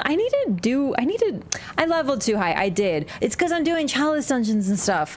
But like, man, I'm not able to have all my fun yet. I'm going too fast. I love this boss so much. Made her gunshot parry was peak. I love doing that, but I wasn't able to until the end. Maestro Shay, thank you so much for 28 months again. Welcome back. We did indeed kill Grandpa. Martyr Logarius, our boy. And thank you so much for the gift. It's up to Nightbot. Rob, I really appreciate that. Previous Lorathon episodes, is this New Game Plus? Nope, this is still the first playthrough. We really take our time with Bloodborne, so... Seeing a freaking wizard in a kinda sorta Victorian setting, yeah. It's sick. He's just sitting on this chair, you know. That's it though, that's a dead end. Kinda weird. Why was he here? Because it's not a dead end. Spoilers. Okay, so admittedly, I don't remember what Alfred said word for word about Logarius, but he said that he martyred himself because I think he said that the Vilebloods are undying. We just got it a couple days ago, but I don't remember exactly what was said. But Logarius, why did he martyr himself? Like, why is he here? Well, this is what he was wearing and what he apparently was guarding. One of the precious secrets of Cainhurst, the old king's crown is said to reveal illusions and expose a mirage that hides a secret. And so Logarius donned the crown of his own volition, determined to prevent a single soul from stumbling upon the vile secret. What visions did he see, sitting serenely upon his new throne? So he basically became the king, not really, because he took the king's crown.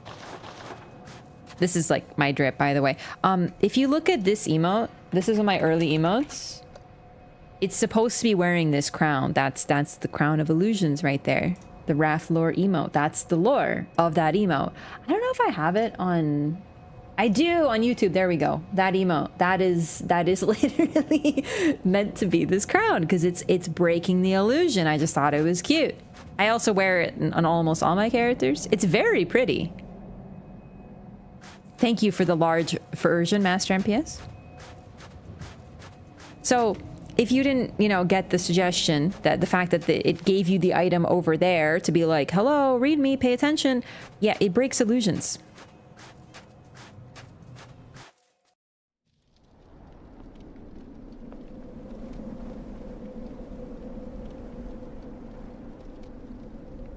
Lore of the lore. That's right, baby.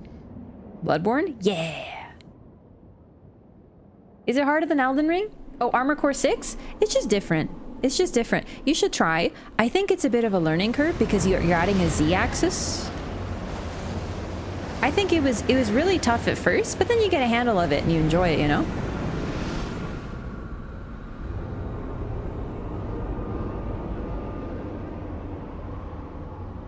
I really wish, my one thing that I would maybe change is I wish there was more with the Crown of Illusion. Like, I wish there was more to it. But really, it makes sense. You use the item you get from the boss right after the boss. No big deal. He martyred himself by basically becoming potentially an undead. Like, he became the king of this place by donning the crown so that he could control this place to prevent anyone from reaching the Vile Secret. Now, Vile Secret could mean the Vilebloods in general, but I do wonder if perhaps part of it was him hiding the truth of this land, right? Like hiding the fact that the blood that they use is just the Healing Church blood. I don't know. I think he meant well, but he was still the head of the executioners who really liked killing people. They were just told to kill them and told they were evil, so they just went after them, and that's about it. These statues are really neat. They're all missing their right legs.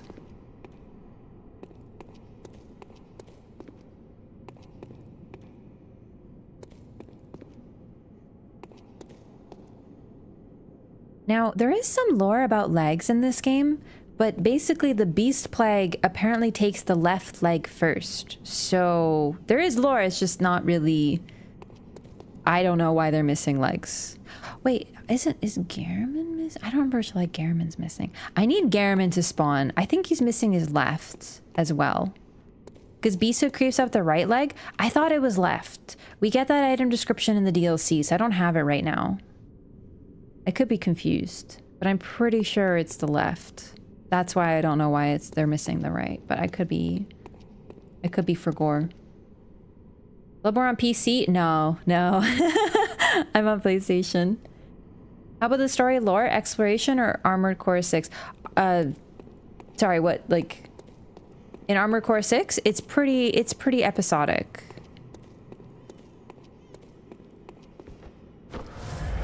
I mean, we stab ourselves in the right, so... We'll get that in description, we'll confirm. Anyway, it's just cool. All this gravitas. Oh, Jesus. I claim no subjects, but here lieth our throne. Kneel afore us, or get thee gone. I kind of forgot she talks to you, and that scared the shit out of me. So yeah, as discussed, you can see her hair. It's silvery white. That's what I thought, but I couldn't remember for sure. This is straight up silver hair. Her face is covered. Super pale.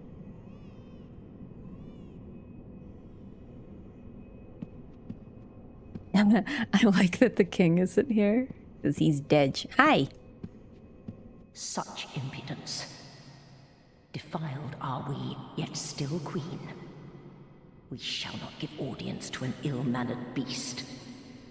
She means it. She means Neil. We shall not give audience to an ill-mannered beast. Get thee gone. We shall get thee gone. Okay, okay, okay.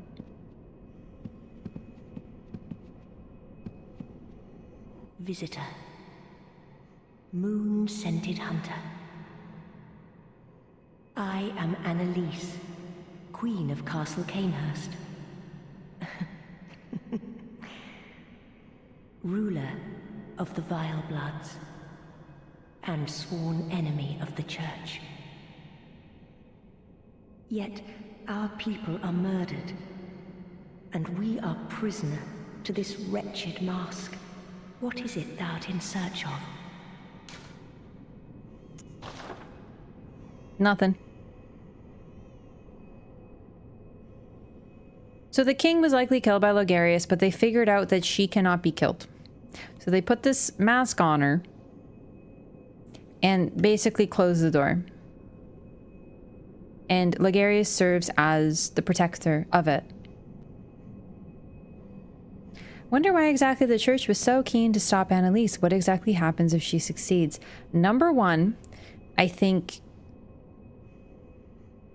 that they don't, like, part of it's just control, like straight up of the blood. Sorry, I'm looking at this. What the fuck is even this? Oh, I thought that was a face. I thought it looked like a creepy face, like doing a bite. I don't even know what this is. It's pretty though. Why can't she be killed? Probably because of her already special blood, plus the vile blood.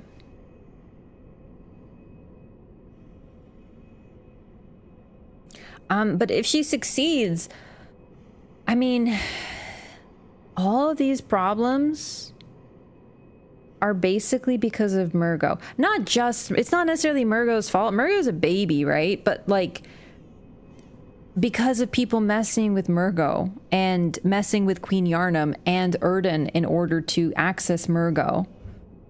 Like, a lot of it can be traced back to that. And if she succeeds in having a child of blood, then she would be about the same level as Queen Yarnum, the one who founded Yarnum.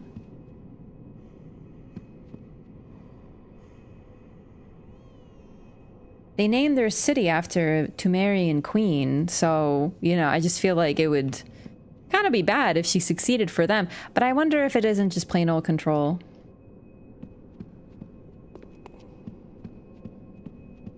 We'll talk to her in a bit. I want to grab this. Here it is. Look at this nice writing desk.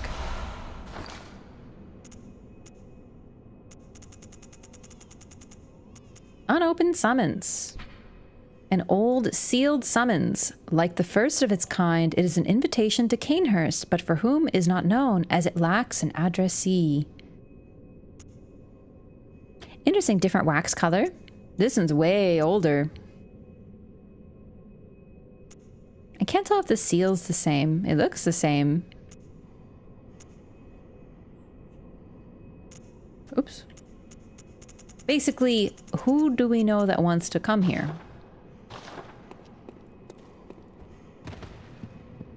Armor Core 6 or Forspoken? Has anyone played both? Oh, I played both, actually. I think people were overly harsh on Forspoken, I will say. I think a lot of the backlash was just bullshit.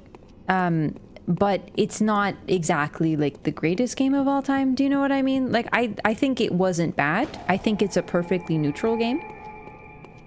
So if you're curious about it, I think it's worth playing if you can get it for pretty cheap, you know, if it's on sale or something. And it's been crazy cheap.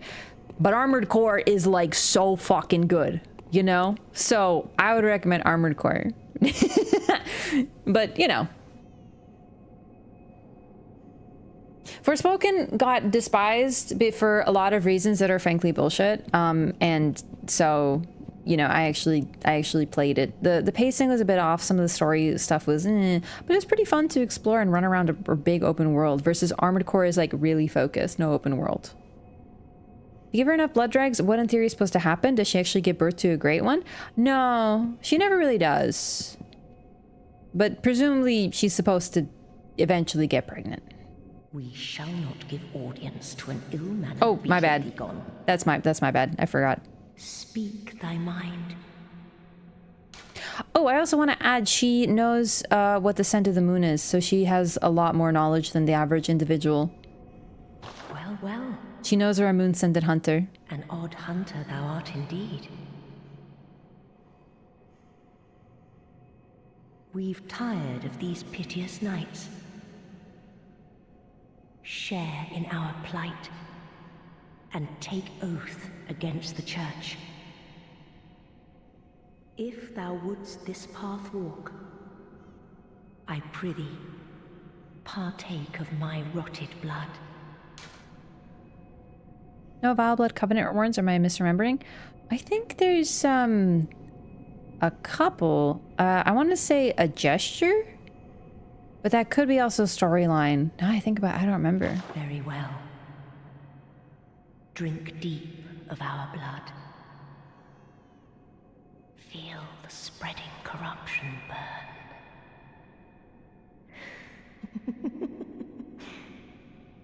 Now, thou art too a Vileblood. We two, the very last on this earth.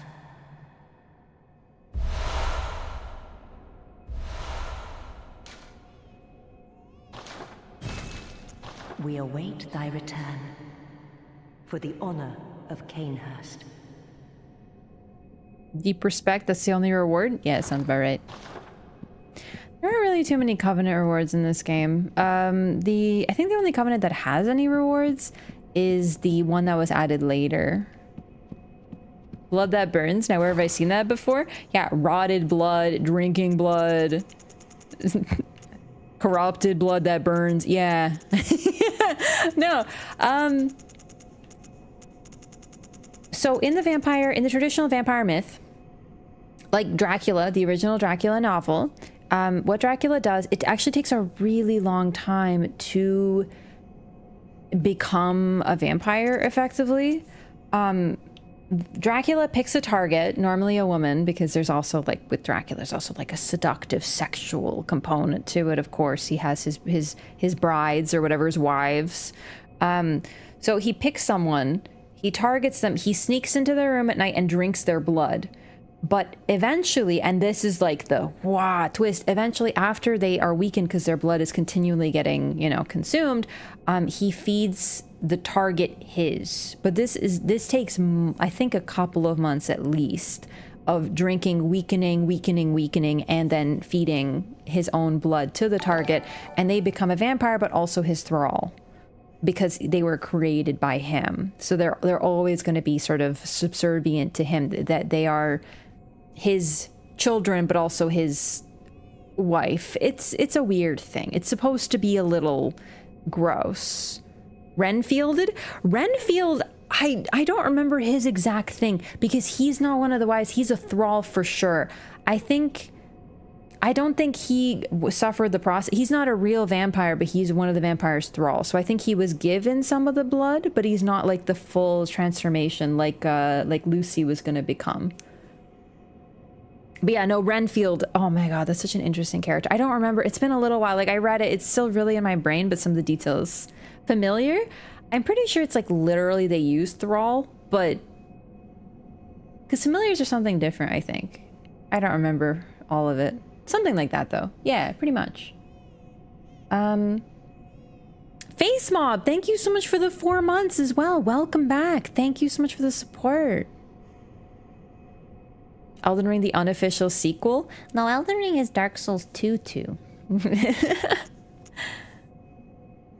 feel like that creepy laugh that she and other FromSoft NPCs have is something missing in Elden Ring. I do miss the creepy laugh after every line of dialogue, to be honest, for sure. Hey, Shocky, what's up? Cainhurst badge, so we can buy some new stuff now. Badge of the Royal Guards of Cainhurst, loyal guardians of the Vileblood Queen Annalise. The Vilebloods are hunters of blood and hunt prey as they search for blood dregs. The hunter who joins them is faced with the decision to merely borrow their strength or to become one of them, heart and soul. This baby will not stop crying. It is freaking bothering me. Freaking Murgo, man.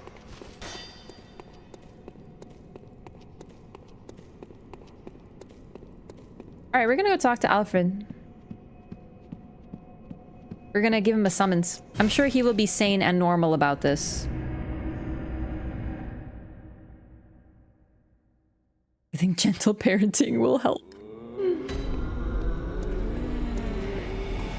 Werewolf gets instantly incinerated when it touches the moon-scented hunter.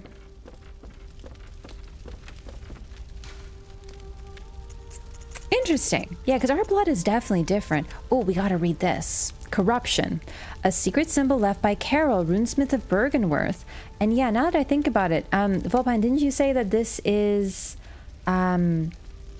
the symbol that we see here, it's longer than the one that they stab us with, I think. I actually never noticed. I never paid attention to how many whooshy whooshes there are, but I think there's less whooshy whooshies on the one that they stab us with. And this one's bigger. Wow, I never noticed that. Good catch. Interesting. He definitely won't overreact. He will be so normal about this. Listen, I just want to explain that Alfred is the guy that we're inviting to the party who normally isn't invited, and we're like, listen, you have to be cool though. Like, I got you an invite, but you have to be cool. Like, don't freak out. And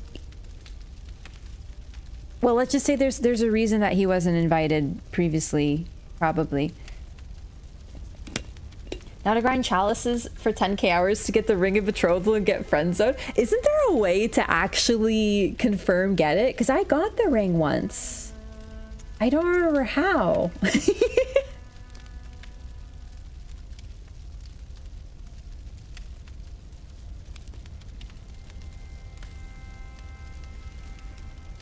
One more hit by stops at the third loop.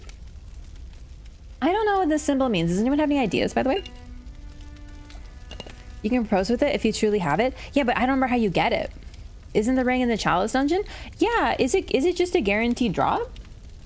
Or is it like chance? Because I remember finding it like for sure. I think I used one of those chalices. One of the farm code ones. That's it. Yeah. Known dungeon glyphs with a guaranteed spawn. I probably used one of those. Okay. A secret symbol left by Carol, runesmith of Bergenworth. Several runes contain a nuance of blood, including the rune of corruption associated with the Oath of the Corrupt. Pledgers to this oath are Cainhurst vilebloods, hunters of blood who find dregs for their queen in cold blood, particularly in that of hunters. Yet the corrupt are heretics in the eyes of the church, and thus subject to the wrath of the executioners. Isn't guaranteed in the main branches? Yeah. I think you get it when you fight Queen Yarnum. It's not guaranteed, though, right? Looks like the levels of heaven and hell. I always thought it kind of looked like an Ankh, like a repeating Ankh. But it also does look like chalices layered on top of one another. I don't know. The bottom also looks very needle-like. Frankly, now with my Elden Ring eyes, what do your Elden Ring eyes see? I see Mikkela's needle. You get the Yarnum stone from her. Yeah. That tracks with what I'm remembering. Yeah. Okay. I don't remember how to get blood dregs. Like, I think there's a way to get them offline. Why dreg is in Hunter's blood specifically? It has something to do with the moon presence. Because, yeah, now that I think about it, they're not all moon hunters, though. How, this is a PvP covenant. There's actually some really cool interactions. This is something that happens in Bloodborne that I wish happened more often. They didn't... Bloodborne has its problems with covenants. These are covenants, by the way. For the Elden Ring folk, you're probably like, what's a covenant? these are covenants from Dark Souls, if you know. They're a little limited, but there are some cool parts. So for example, if you're rocking the Hunter of Hunter rune and someone else has the corruption rune, I think these are the ones that interact, right? If you summon someone to your world to help you, but you have the corruption rune on and they have the Hunter of Hunters rune on, they will be an enemy instead. So even co-op can turn into PvP if you summon someone who happens to be an enemy. Corruption and Executioner? I didn't think you could be an Executioner.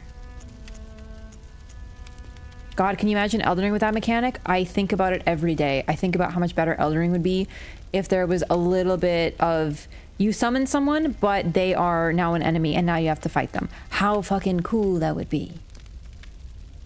Get the Executioner's rune from Alfred? Oh, that's what it was. Wow, I've forgotten so much. Goodness. Okay. I don't really want to change it right now. But you can, basically you can summon people. And they can also be enemies. And it's kind of like, you know, you're maybe not looking for PvP, but it makes it kind of cool. The problem with this game is that it's kind of hard to find people sometimes, so it can be kind of a bummer, but it's cool. Like, I love that functionality. I wish there was more like this. You get summoned as Blood Addled. Neat. Welcome home. What is it? Good hunter. I sensed. Right. Farewell, May. Okay, let's go tell Alfred about the party. Squishing vilebloods who thought I was there to help them fight one reborn or something. That's sick. I love it. You get 2 invader groups that are functionally identical and you'll like it. Yeah. I just wish Elden Ring had purple phantoms. I wish that instead of blues, you would get purple phantoms that could maybe hurt you instead, right? Like, imagine you get a free ability to summon someone when you're invaded, but there's like a 50-50 shot that they are also an invader. So you might get a blue who's going to help you, or you might get a purple who's now another invader. I think that would be so much more fun and more balanced. Because as it is, blues as they exist currently in the game have no drawbacks, require no consumables, and are only ever joining a pre-existing 2v1.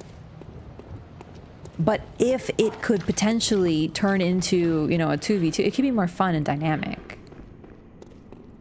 Although realistically, I just want purples back. I don't even like DS3 PvP very much.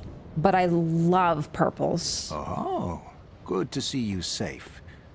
Now, let's think up something to discuss. Just tell me what piques your interest. Let's get his dialogue again. As you know, we'll go through all of it. Church is the fountain. Which outfit is this? Noble dress with the crown of illusion. I'm a simple hunter, quite unfamiliar with the ins and outs of the institution.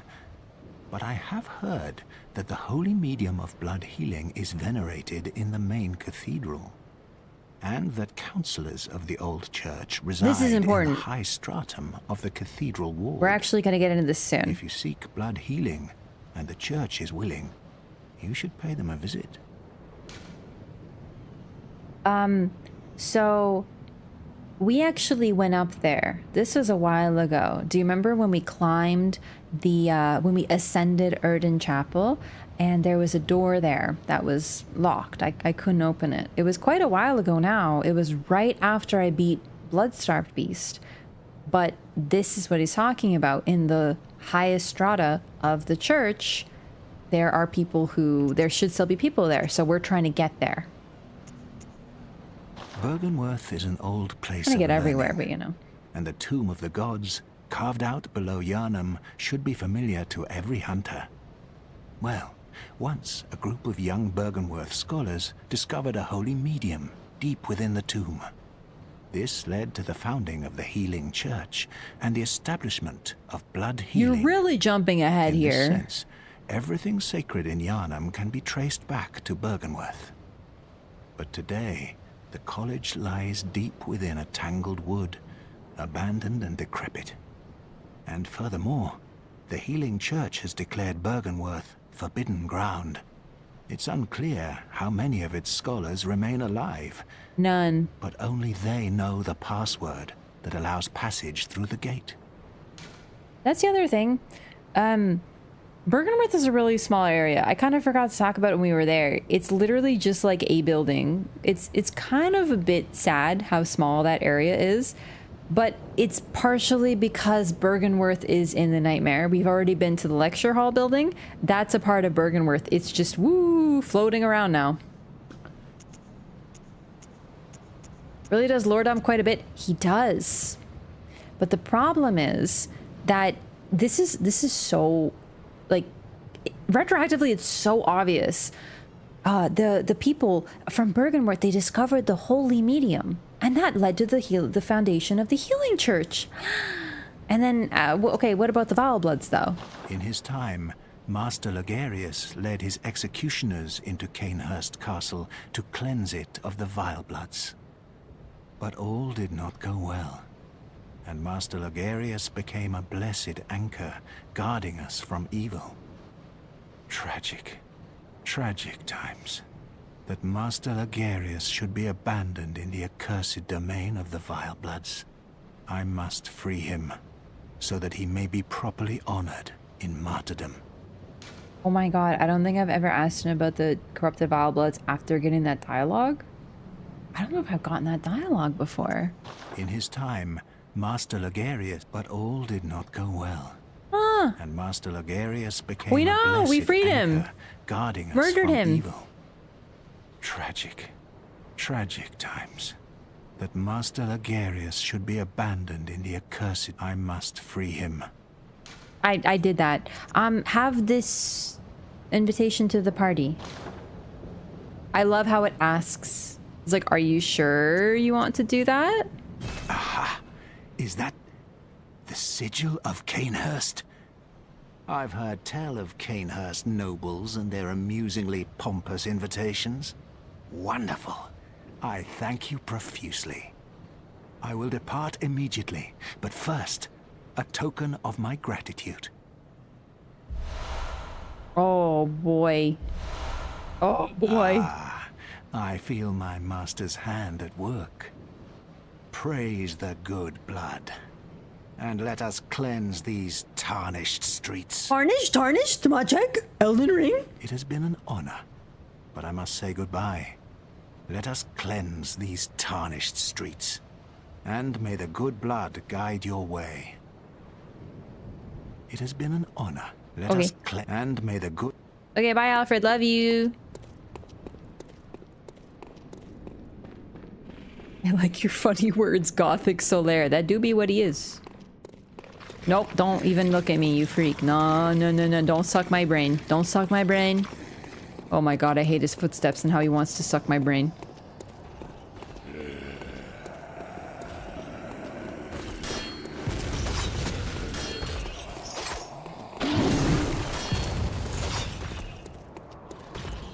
Damn, we look so good. I love getting the dress. Alright, so we're gonna go back to the Hunter's Dream, spend some of these blood echoes because I totally forgot. We have a bunch of stuff unlocked now I have to go check out.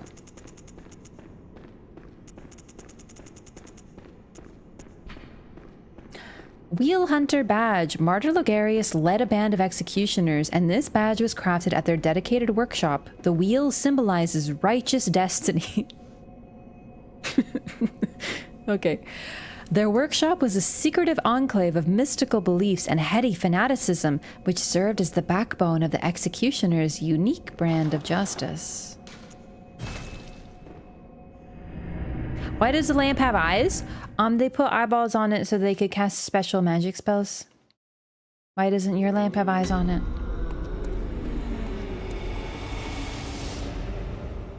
Look how many little guys there are now. Like, look at them. It was just one.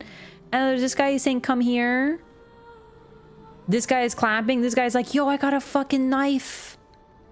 This one's got a juice box. This one's got a book. They're so ridiculous. Wait, what's going on with this one? Oh my god, look at him!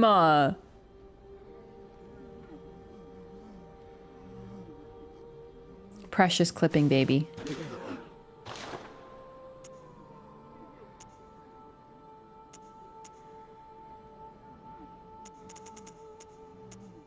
Oh, the Chicago. Foreign-made weapon wielded by the royal guards who protect Annalise, queen of the Vilebloods at Cainhurst Castle. When the intricate rippled engraving that spans the Chicago's blade is imbrued?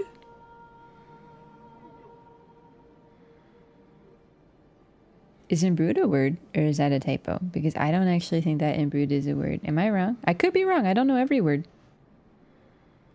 Is imbrued with blood.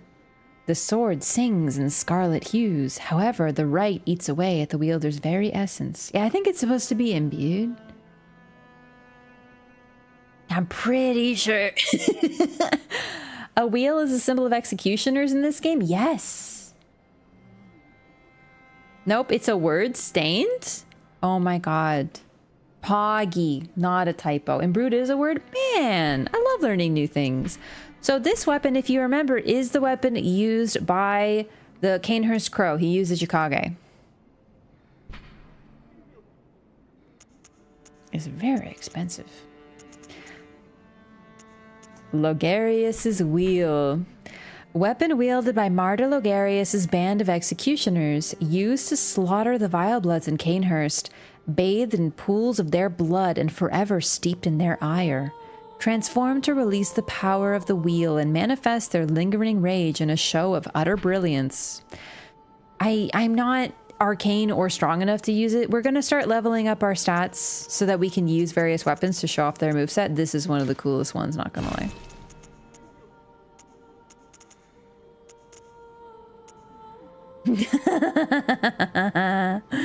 Oh boy. This is one of the drippiest sets in the game as well, the Cainhurst set. Silver helmet worn by the royal guards to protect Queen Annalise, or Annalise, queen of the Vilebloods at Cainhurst Castle. This is also what the Cainhurst Crow was wearing. This paper-thin silver armor is said to deflect blood of ill intent and is what allows the royal guards to capture prey for their beloved queen, so that one day she may bear a child of blood. We've heard about the child of blood already. It's been mentioned with the Shadows of Yharnam, and there was a queen mentioned. Not the same queen, though.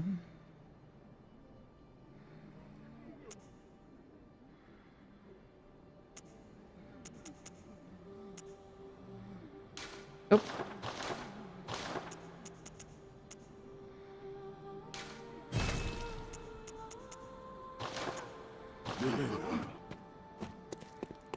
Oh, the golden ardeo.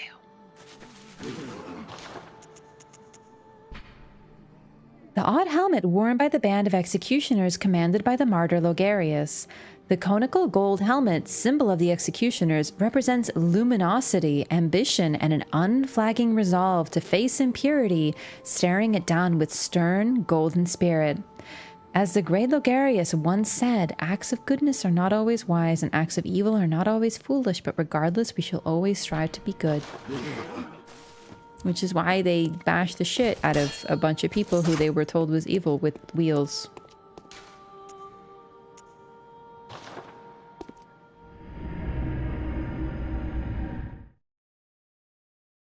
Bloodborne is a world if Mikola had succeeded. Mikola could never conceive of something this fucking cool.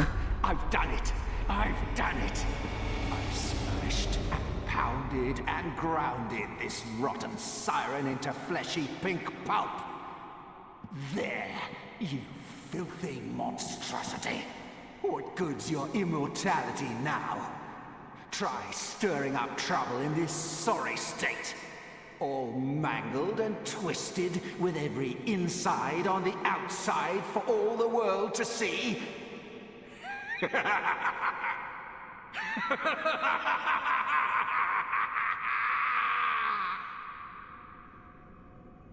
And this is why he's not really invited to many parties.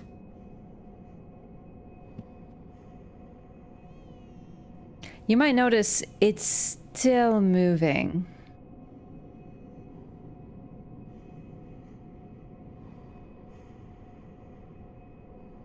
Like, as discussed, she is immortal. She still remains alive.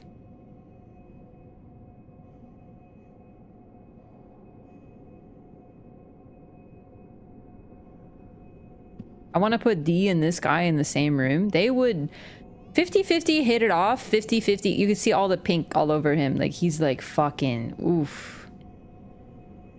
Like, he's a good up type individual. I think D and Alfred would make out personally.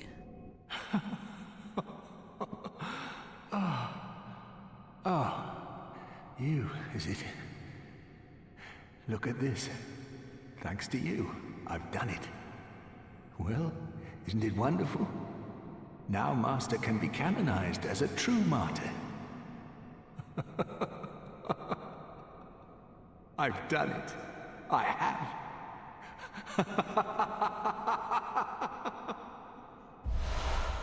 Roar. This is a fun gesture.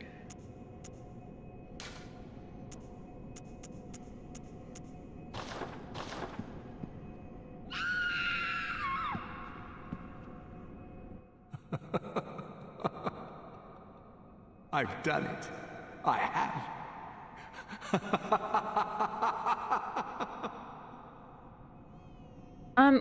We want dialogue, so we're gonna hit him. Queenly flesh. Don't worry about why I'm taking this. Queenly flesh. What remains of Annalise, Blood Queen of Cainhurst? This pinkish lump of flesh remains warm as if cursed. All hail the undying Queen of Blood. It writhes eerily. You just screamed at his crotch? Wouldn't you? Okay, so, if you leave him, I think he just eventually goes home and... You want his rune? You shouldn't hit him? Ah, shit. That's a good point. Do I want his rune or do I want his dialogue? Gotta make a choice. I think we want the rune. Damn, that sucks. I really want to piss you off and thwack you because you talk funny and you say cool things and you have death dialogue and such, but unfortunately, I think you get to live. I've done it. Okay. Gonna let him get away with murder? Oh, we can fix her. Like, really this time, though. She's still alive. It's not even murder. It's like assault or something. I don't know. We can fix her. Okay, I think now he leaves. Here I thought Alfred was a sane one. No one here is fucking sane.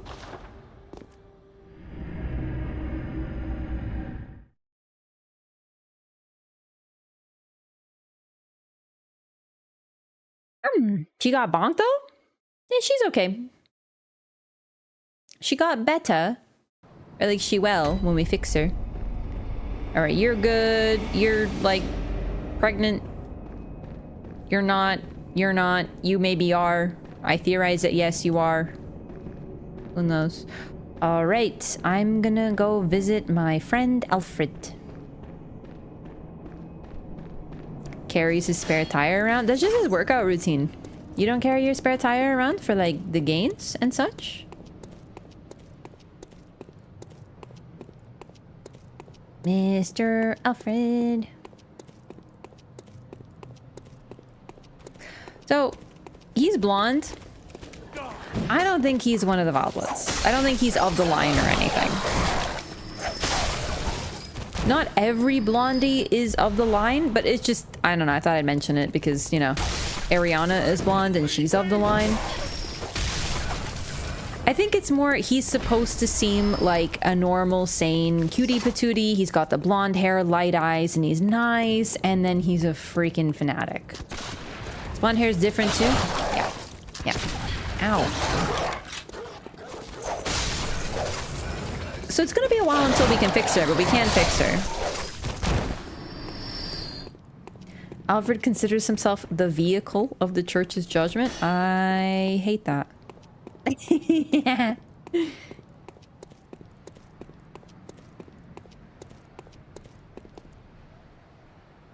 Right where we left him. Excuse me? That's my crown. Radiance. So yeah, he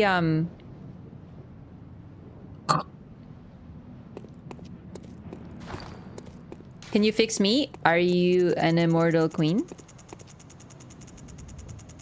Or maybe a plushie? I'm really good at fixing those. I like adopting plushies that need a little bit of work. Sewing up some holes and combing them and stuff, you know? What did I get? Oh, the rune. Radiance. A secret symbol left by Carol, runesmith of Bergenworth, the rune for radiance, adopted by the sworn executioners under Logarius' command. The executioners despise the impure vilebloods, and no matter what the circumstances, would never cooperate with the bloodthirsty hunters who served the undead queen, Annalise. This is the hint that if you are of this covenant, which gives you increased HP recovery, and then you, like, if you summon someone and you're in opposing covenants, you will be enemies. It's actually really cool. Patchwork plushies? No. Well, yes, actually. My childhood plushie, my mom fixed it up like 6 times. I snuggled the shit out of that thing. It doesn't even look like anything anymore. I would like to be an immortal queen, but alas, same. For real.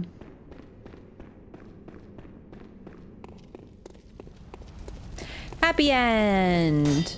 My favorite thing to do though is actually to just, like, I don't hate Alfred. It's just I do like you know, undoing his work because it's funny. Can compete with plushies. I'm at best a Beanie Baby. But Beanie Babies are cute though. They're really cute.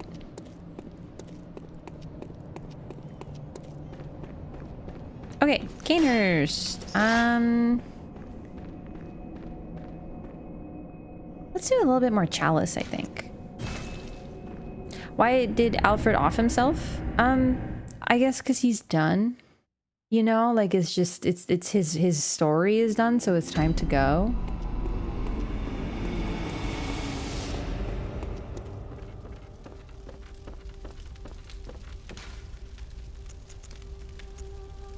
He's done what he wanted to do.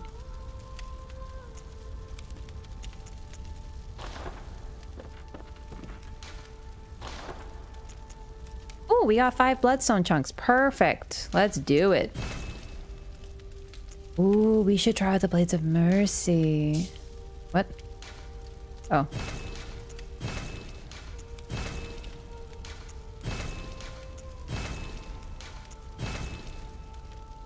Okay. I want to try these out a little bit because I actually can.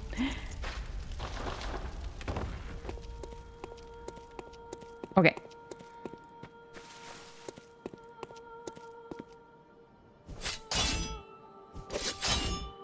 Isn't that the sickest shit you've ever seen in your fucking life?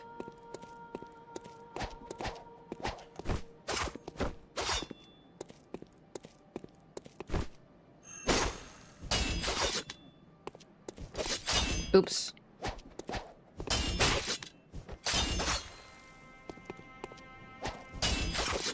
Okay, spinning the wheel is pretty cool too.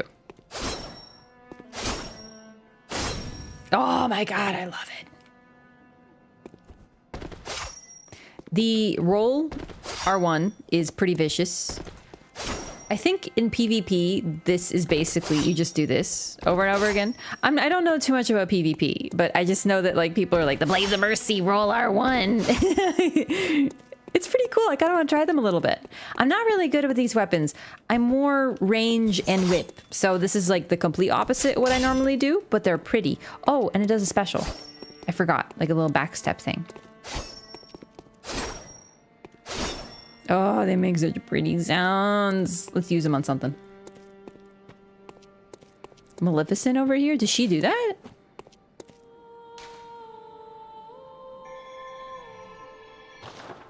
Am I done with Hintertomb? No. Oh my god, I am. Oh, I'm done. Yeah, perfect. Sick.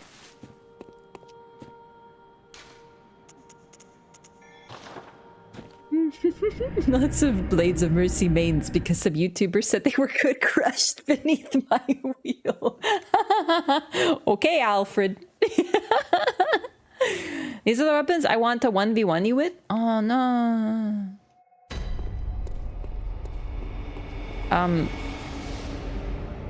Oh, we look so cute. I love wearing a dress and just being cute as hell. This is like the ultimate video game for this.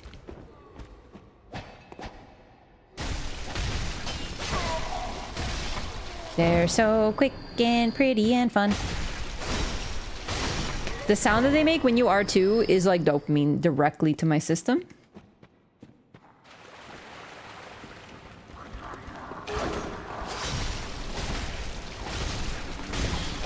Oh my god, everything here hurts really bad.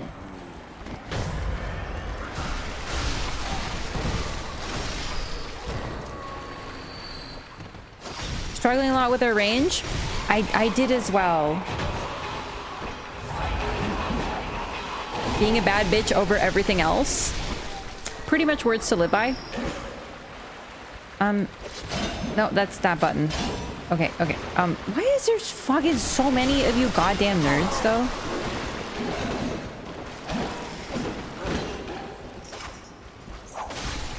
It's the grandma! She's gonna take my eyeballs!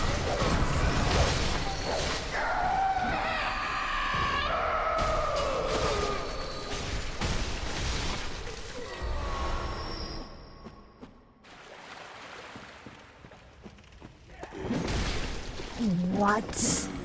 Oh my god. Yeah, this chalice might be a little... Oh wait. No. No, I think it's just because I'm wearing the dress. I kind of forgot. The dress, as you can probably imagine, doesn't give you much resistance. So I'm just getting hit hard because I'm wearing the dress. It's like a little bit of a hard mode, but like whatever, you know? If I die, I die. It needs to wear clothes. Is that where I was? Oh man, I have no idea.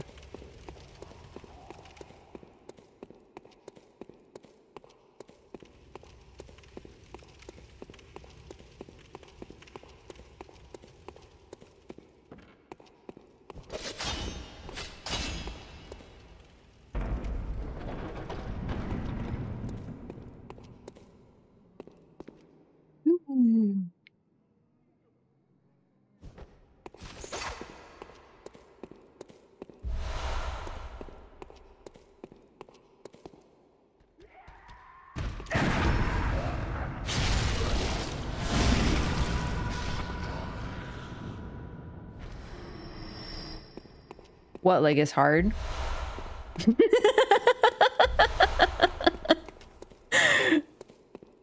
I was actually calm. Yeah, I really hit him with the sit, boy.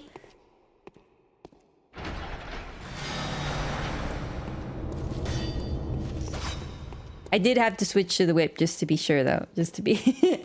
Any new dialogue from the doll? No, not for a while, I think. More like a lot of hanging bodies also. I just like the way they're bound. It's like they're creating little hunter symbols. They're not fully hunter symbols, though. There are hanging bodies that look exactly like the rune, but it's just cool to see how many people are hanging up here. I mean, not cool isn't like, wow, gore, you know, but you know what I mean. Oh, I opened the door. Oh, we're done. Perfect.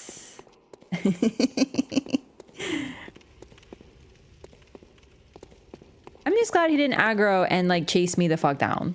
That would have been...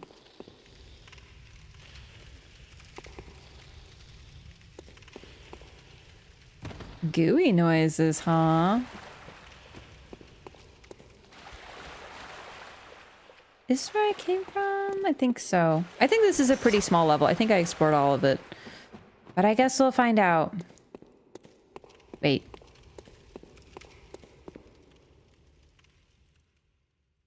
Ah. I love Chalice dungeons. There's still something left alive. Oh, did I not go up here?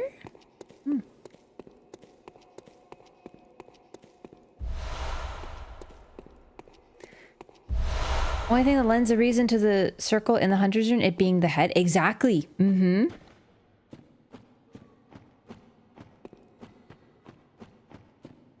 One in 1,000 chance you generate Scorn Dimension? No. No. Bloodletting respawn where you visceral the Labyrinth Madman? Oh, is that what that was? Right. I already forgot. I love how many interesting interactions are in this game. I still can't get over the depth of this game. The more I think about it, I feel like there's more in this game than the others. Like it's not actually the case, but it's just all these little details, interactions. I feel like every detail in Bloodborne, there's something more to it, and I love that about it. What the fuck? Jesus Christ!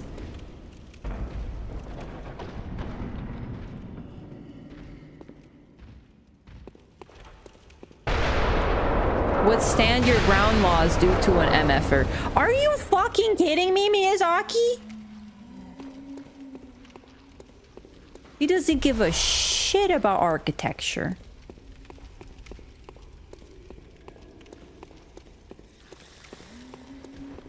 Dude, it is troublingly gooey down there. That didn't work. It's okay. It's okay. Listen, I'm not proud of it, but we may have like promptly surrendered to not using the Blades of Mercy. I'm a whip gal, okay? I'm a whip gal. I was born a whip gal. I am the way, you know, that I am.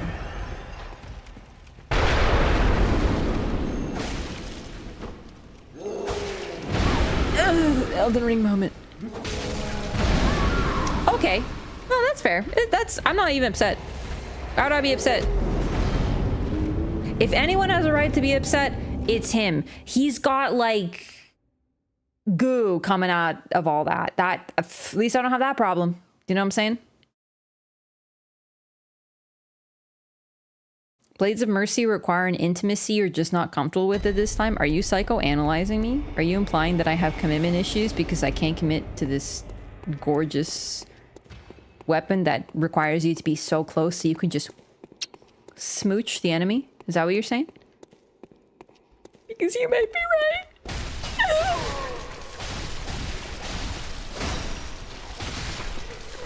Remember trying the cane because I wanted a challenge, then it became my favorite. I literally have used the cane. My first playthrough was with the cane. I have used the cane more than any other weapon. It's just so much fun. I know it's like kind of weak and it falls off at a certain point. Like I know these things. I just don't care. Wait, there's a door here? Oh. See, if I hadn't died, I would have missed the door. Oh, yes. This feels so good to stab people with it, though. Arr! Oh, it does a hook. Oh, that's good to know. Hang on. Let's see if I can fuck with this. No. No. Can I not do it charged? Oh, I see. Okay, hang on. I can fuck with this. No, okay, maybe I can't. Cane good? Yeah, I'm not trying to say it's bad at all. It's just, you know, it's not the easiest weapon to use at first. There's definitely better. You know, like the Sawhawk Cleaver.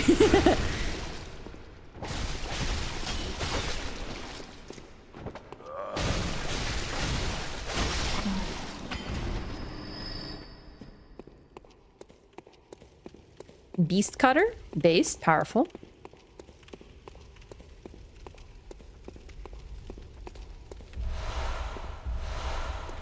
Awesome is optional content. Right, yeah. Yeah, no, I love the Chalice dungeons. I love having more Bloodborne. That's basically what I have to say about it.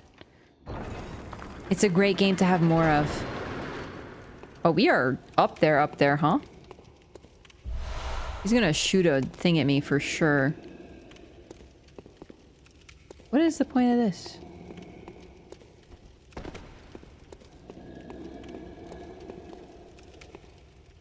Okay.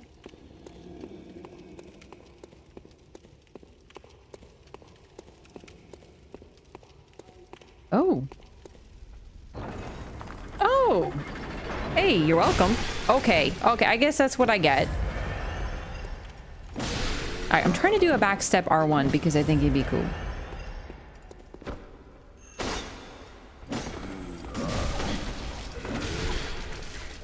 Why are you doing this?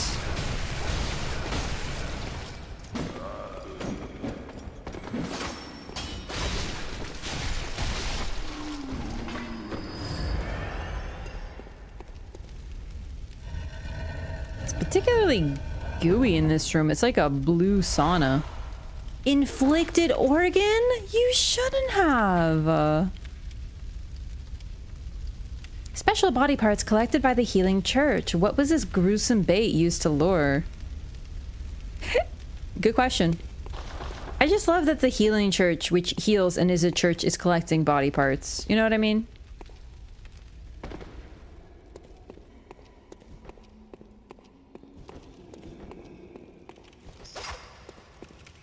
He's got my souls in him. Whee! I did it this time. Okay, it didn't necessarily work that good. And maybe I shouldn't have even done it, but it's okay because it felt really good. Sometimes you gotta do it for the dopamine, you know? Okay, I thought I was too short to get hit by that. There's a door in the middle of the bridge up there. Which bridge? He was happily trapped forever. You gave him freedom. He didn't know what to do with it.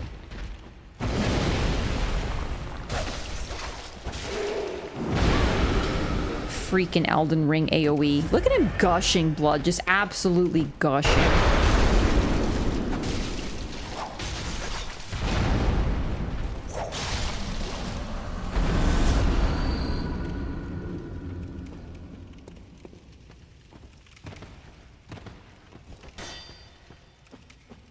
Did I miss anything? The dark room that you jumped down from. Did I not go through there? I thought I did. Wait, what? Ew, no, get away from me. Have I been here? This is new. What the fuck? Oh. Oh. I'm so lost.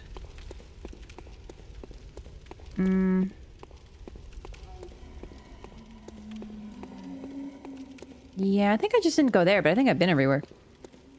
There's an additional door that you missed. Oh no. There's probably some ritual blood 4 in there or something.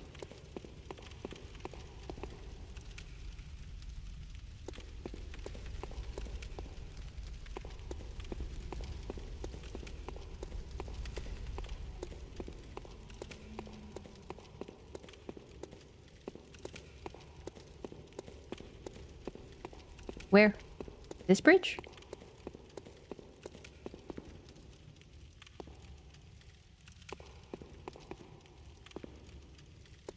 No?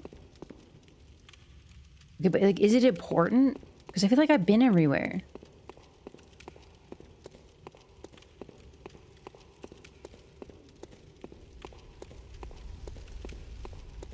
This is just this. I think I saw it. What? Door to the left. When I crossed the bridge. Oh, this door. Oh yeah, I did totally miss that. Okay, yeah, no. Oh, are you joking? Come on. Okay, that worked less successfully, but still successfully. I'm guessing Ritual Blood 4. I literally passed it like 4 times. I did not see it. Okay. I was technically right because I said Ritual Blood 4. But I got 4 blood shot eyeballs. Same thing. Like 100% accurate. 100% of the time. I have 100% success rate with my guesses. Truly. That was probably important for something, so that's good. That is like the most impossible door in the whole planet. I'll allow it.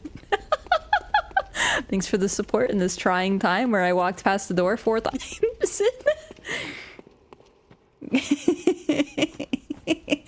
The thing is about the Chalice dungeons, you really do need to check every room. Because I'm probably going to need that for a ritual. Been to JM's yet? Like, dang it, JM?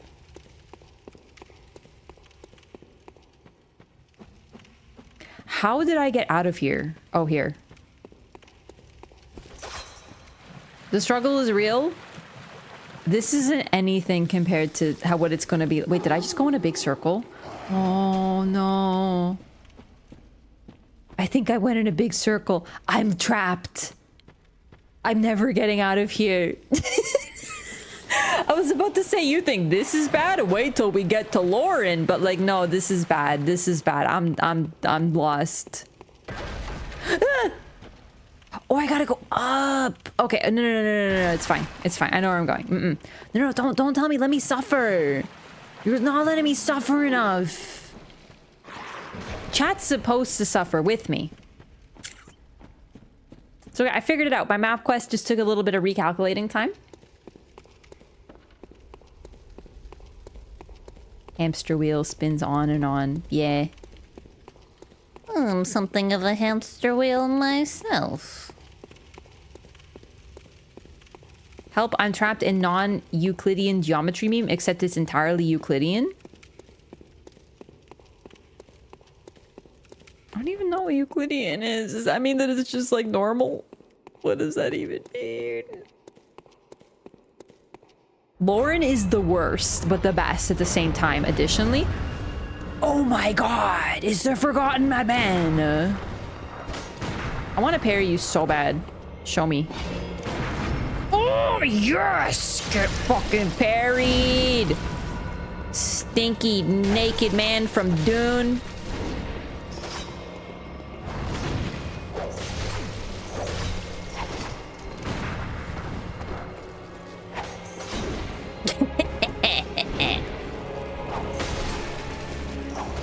I love pseudo PvP fights in this game. Where are you turning, you strange individual? Oh shit! No one expects the second Madman Inquisition. I thought this was Madman. It turns out that it's Mad Men, like the TV show.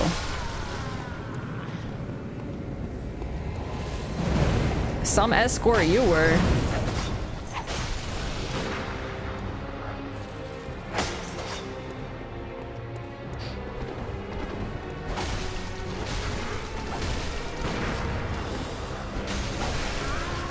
Oh, he's fucking dead.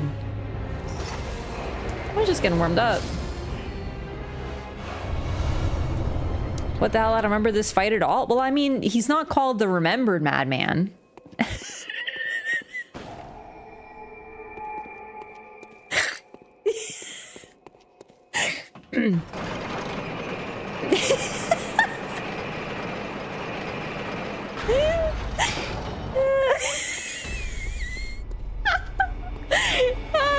I'm good. It's fine.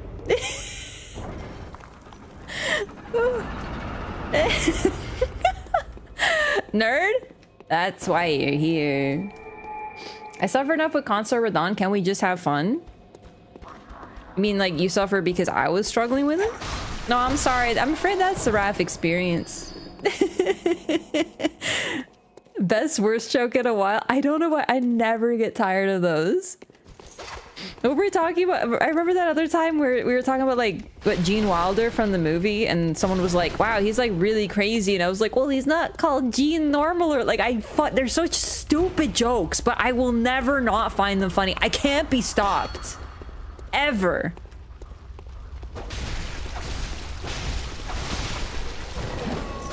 Like, I'm unstoppable. I know for sure the view count went down with that one. I know someone's like, fucking again, like those jokes aren't funny. Like I know that someone was like, God, I'm so sick of Raph and her freaking normal or forgotten jokes, but I cannot be stopped. Yo, took that sharp blood gemstone directly out of his butt cheeks. Fellow dad joke enjoyer? Yeah. Like, who will stop me?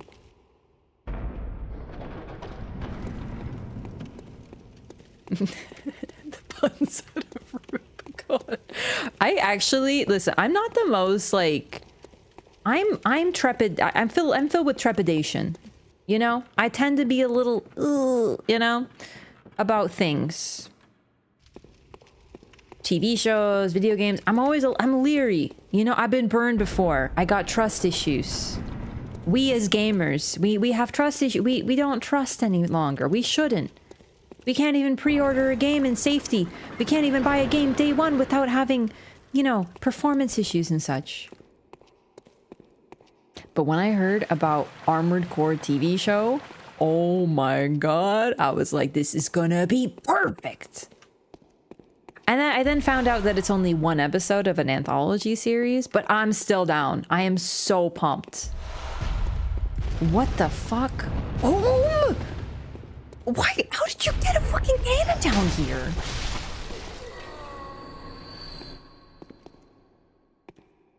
There's a TV show today at Gamescom.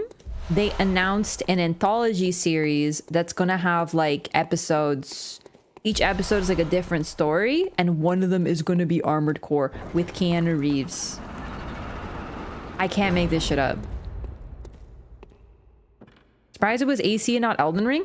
Realistically, I don't know what you would do for a. Why are you so evil? Like, how did you hit me so hard? Get out of here, you strange man. Close your mouth. Oh, fuck.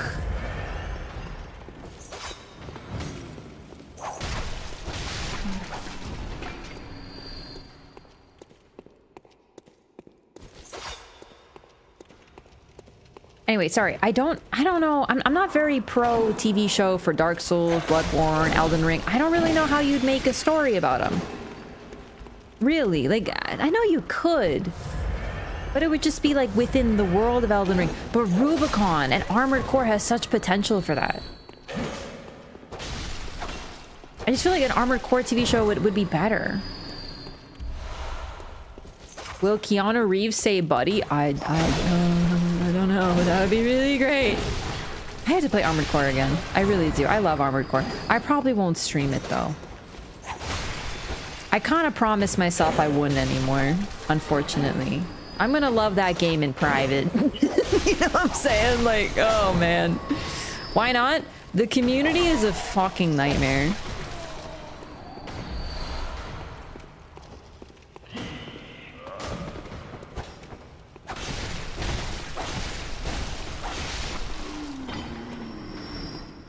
The people were, yeah, exactly. Yeah. No, if you were there... It really is a shame. But it was bad. It was worse than any other game I've ever played. How so? It was just weird, man.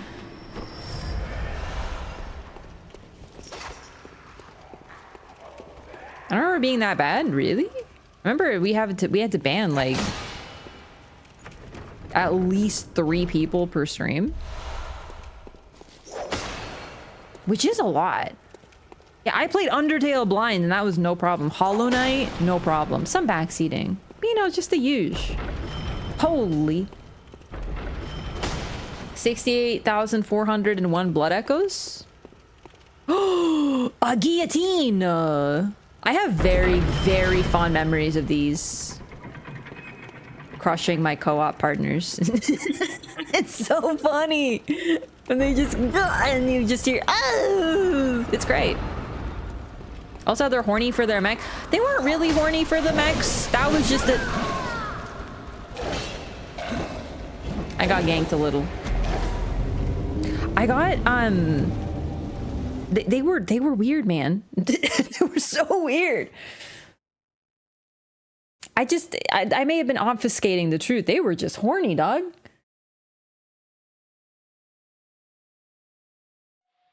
I mean, I get it. Mechs are hot, you know, but woof. Bye-bye, 68,401? What?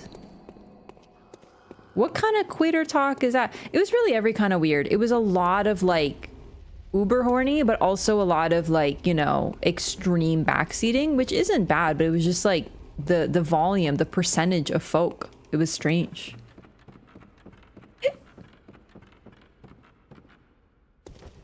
Oh, ye of little faith. I'm getting my blood echoes back. I am. Don't worry. I'm a little worried. It's okay.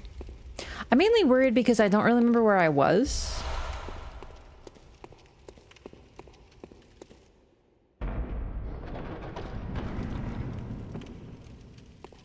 Well, that's not promising. Well, it kind of is actually. Oh, fuck. Okay, I may have...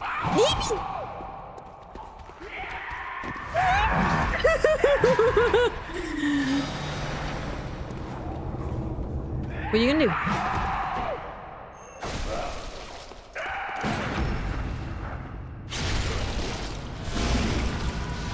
Fan game bases get specific cultures like that? I don't know.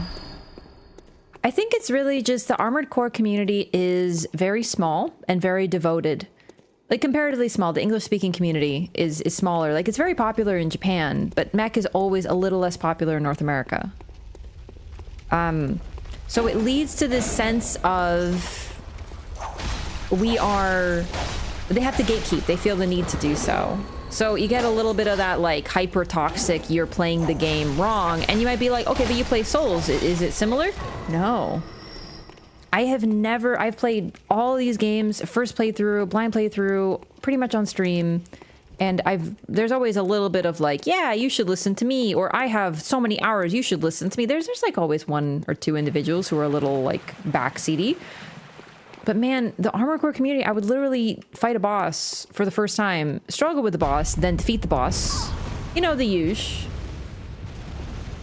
And they acted like I was doing it wrong, but it's like, but if you win, you're not doing it wrong. You know, they were like, you have to do it like this. You cannot beat this boss unless you do exactly this build. And then I beat the boss not with that build, and they're like, no, you still did it wrong. And it's like, what? It was just really aggressive. It was constant. And I'm not the only one who got so tired of it. I know other people. I've talked to friends of mine who stream and create YouTube content, and they had such a negative response, and they got so sick of the community that they are absolutely done. I know, like, I talked to one of my friends, literally said, and I quote, I will never create content for that game again, period, for that entire series. I love it, but I would never do it again. And I was like, yeah, I kind of feel that, actually. Similar to some of the Souls community. Is that a part of the community? For sure. Definitely. But in my time of streaming, I streamed Armored Core for like maybe a couple weeks. It's not the longest game in the world, so maybe 3 weeks total. And I had it worse with that with Armored Core than I have for Dark Souls 1, Demon Souls, Dark Souls 3, and Dark Souls 2, and Bloodborne, and Elden Ring combined. With thousands of hours. Very wonderful game. I recommend it to everyone wholeheartedly.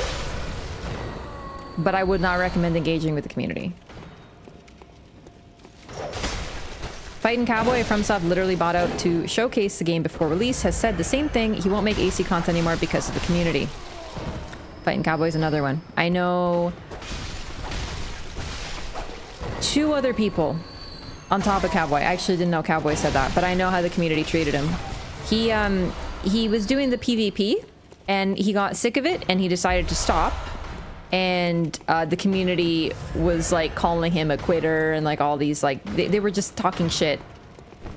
If you don't want to do something, you just don't do it. It happens all the time, but the community was so toxic about it. But when he was doing it, they were also talking shit, so we just got sick of it.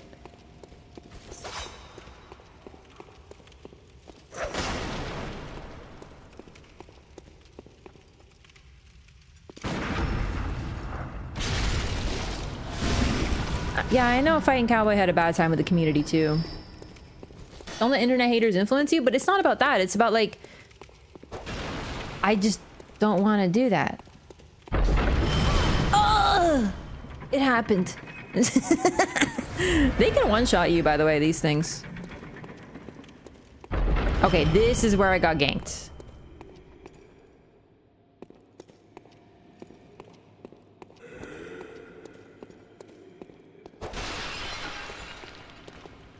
Like, I still love the games, I'm still gonna play them, but, you know, it's sort of like, if you're getting a negative response from the community that it's making it not fun, then you just don't want to do that anymore, you know?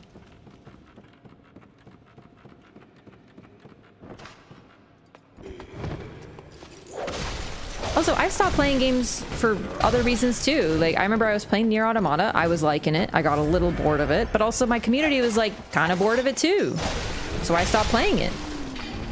They were like, I'd rather you play something else, so I did. There wasn't some big blow up, it wasn't the community, nothing was wrong. Sometimes you just don't play things. If you get a negative response to something... Oh my god!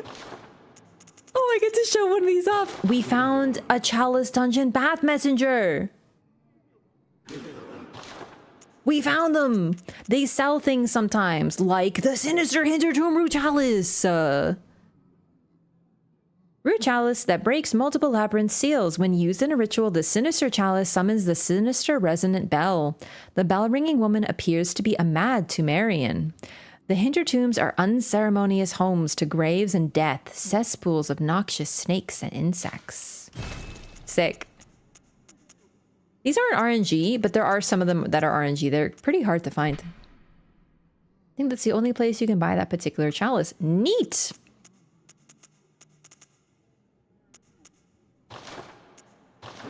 The 9S playthrough? Yeah, I just wasn't enjoying the new game plus. But like I said, like, you just don't play things. It's not really like, you people are mean, so I'm not gonna play. Like, it's not like that. Do you know what I mean? For Armored Core, I was just like, you know, I'm good, man. If I'm gonna get this treatment every time I play, I'm just gonna play it myself. Oh my god, this room freaking blows. Full of buffed spiders and a crazy, a madman.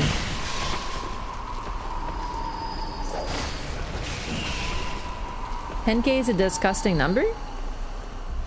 For the thing? That's pretty cheap for this point of the It's not too bad.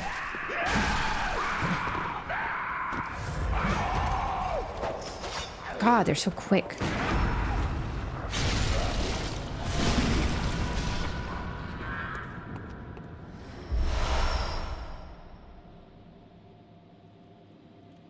They really are scary with their sunken eyes.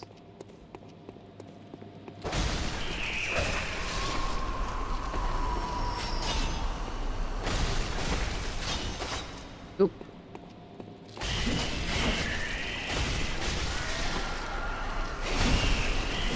Eh.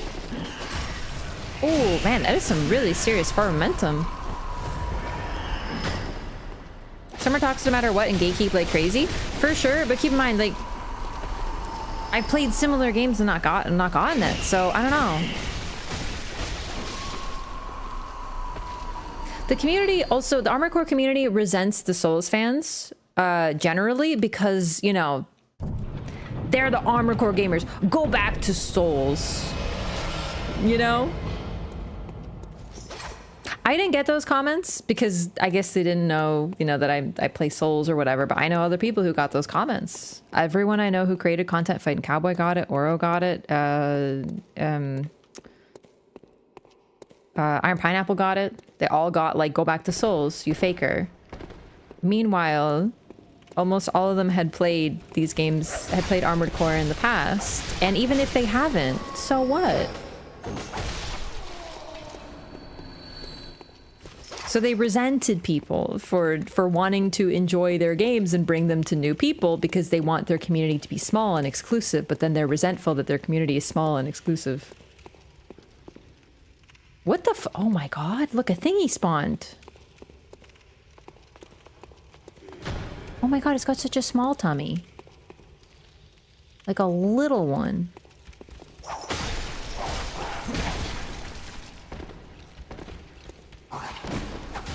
lot of really young kiddos.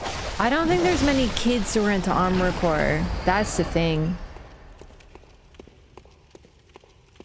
Like, I think these are people who are like, Unless you've played every single title sequentially since 1991, you can't be an Armored Core fan. Chad, I'm fucking lost.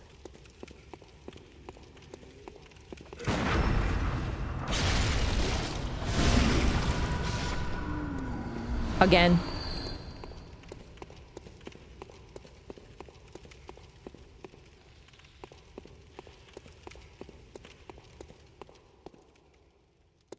Can I go over there?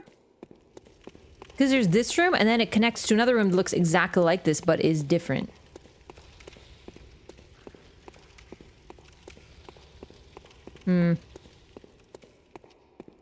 Oh? Oh, Jesus Christ! I think I just went in a big circle. Yep. Okay. I sure did, I think, actually. Oh my god, I'm fucking lost in here! Okay, stay calm, stay calm. We just have to go upstairs? I think that's promising. Never stops being funny. Me going in circles and walking into the same trap. It's true. Oh, shit! Get out of here, you strange naked man. With a goddamn cannon. Like, who put that there? Okay, this is promising, though. I think this is real. This has gotta be the way, right? Oh my god, I'm so scared of those guillotines. I am not joking. Those will freaking one-shot you straight up at a certain point. Oh my god, she's done it. Wait. No, she hasn't. Never mind. I thought I was out. It's gotta be down here though, right? No. Could this be progress? No. I'm so fucking lost. Wait, what's this? Have I been here? Is this the room that led to the cannon again? It's the room that led to the cannon. I'm about to bold Hunter's Mark. I'm this close.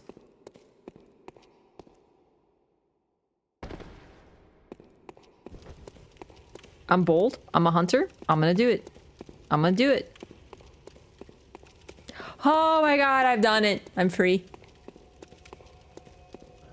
I'm basically the trap tester. You just have to make sure that it works, and then you have to test it again because you have to test with different criteria. You wouldn't understand because you're not like a tester like I am. You're always lost in the Chalice dungeons? Listen. It's hard to talk about things and also kind of remember where you are, so I choose to only talk and not remember where I am. I made a choice and I'm committing to it. You wouldn't understand.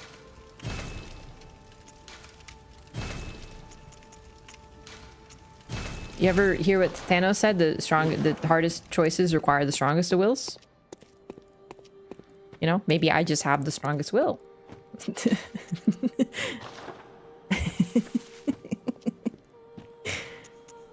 I get lost in every chalice. These dungeons are always a pain to navigate. Seriously though, when you're also like playing the game, reading chat, using like it takes a little bit more brain power than I realize sometimes until I'm doing something without streaming at the same time and I'm like, wow, I feel like I've ascended. You know what I mean?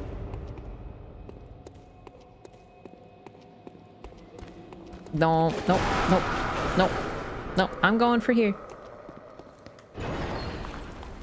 Who's the strongest will?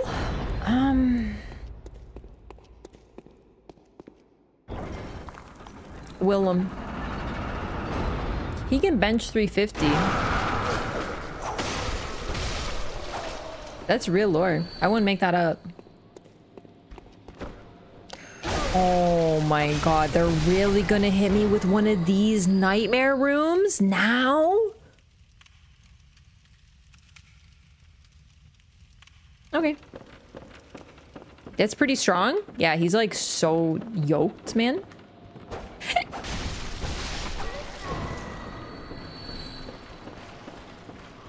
I hate and love these rooms.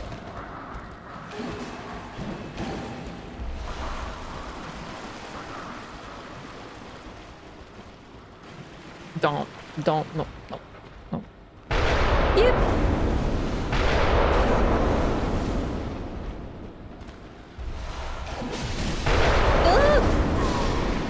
Oh, whoa! Go, go, go. Whoa! My cheeks! Holy, I'm getting a little singed. A little singed. Oh my fucking god. What is the point of up here? A door! No way there's anything worth getting down here? You have to check. You always have to check.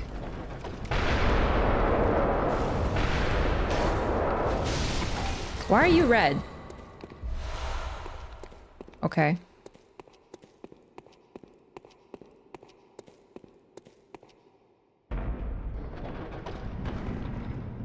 Okay.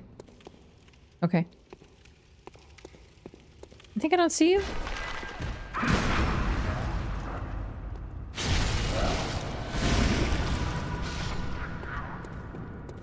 God, I love Bloodborne. It's just the perfect game. It's so much fun. You never feel more powerful than when you shoot a gun and parry someone. It's the sickest thing. Yep, probably gonna need that. That should be it in here, though.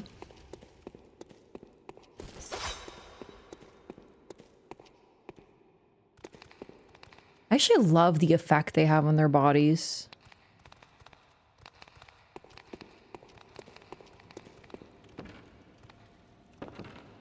That idiot poisoned himself. I think that's everything here, though. We'll take this way, so hopefully we won't aggro them.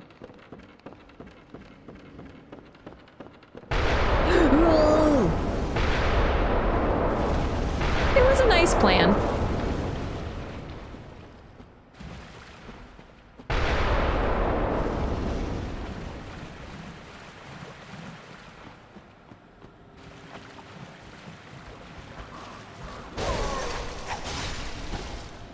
Oh man, sometimes that R1 has a really weird hitbox. Ow. Are you following me? I did not expect that.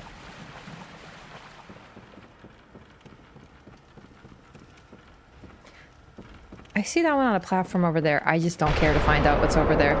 It played the sound, that means I found the important thing. If Raph ever asks a question, why are you red? It's a genuine question. Yeah, it means that they got like cool stuff going on with them, you know? Ooh, fancy door. Please don't be a watchdog. I don't remember what this is. Sick! Tumerian elder. I couldn't remember elder descendant. What the fuck? Oh my god, I forgot they do that. Oh my god!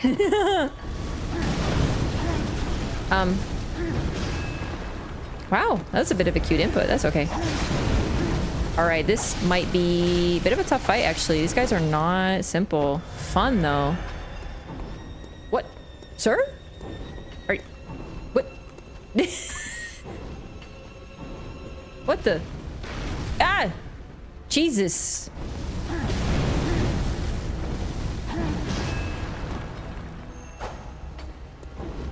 Not my greatest display. So this one can use fire inherently, casting it like spells, and is also able to teleport to the point, like, we know about the old hunter's bone, but this is way more advanced.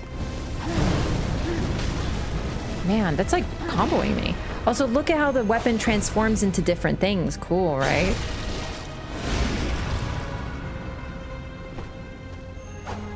Very vampiric, and also now that we've seen Cainhurst, very reminiscent of the Cainhurst Knights. Their garb. And actually a lot like Logarius, funny enough, now that I'm looking.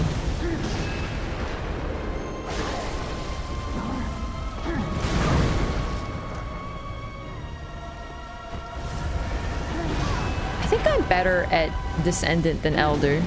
Oh shit! I forgot. It's so cool. Wow, I didn't even realize this guy's a lot like our favorite Omen from Elden Ring. What's his name? Morgott. The use of various weapons that transform.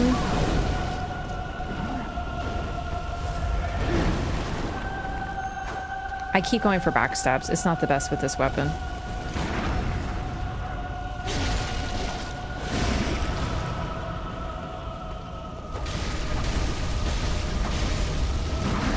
Sorry for the gun kill.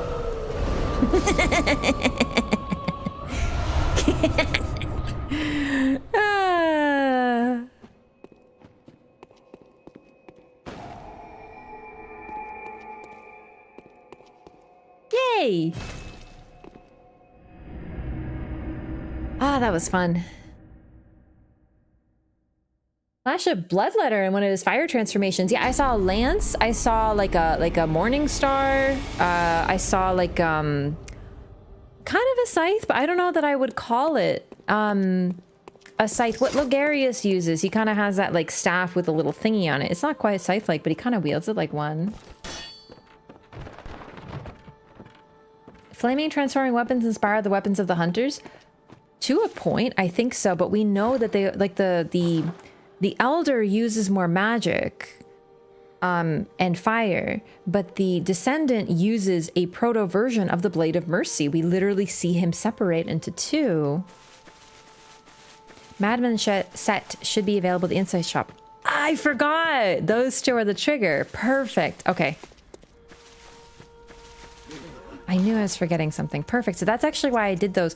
The Hintertomb chalices are not required for story. I think you might need them for materials, but either way, if you want all the fashion, you need to go into them, and of course I want all the fashion.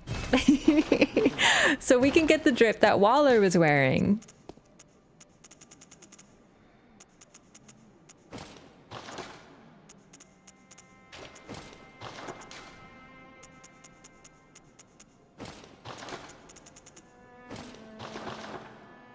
Honestly, it's kind of a look.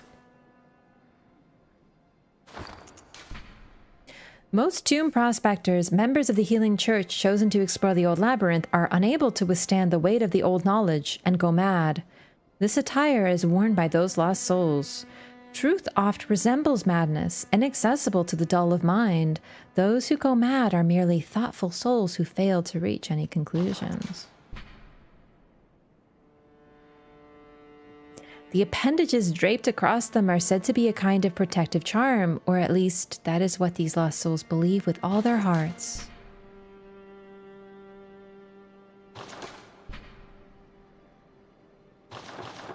It's so cool.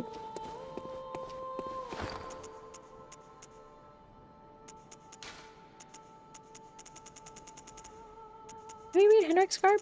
Yes. Yes.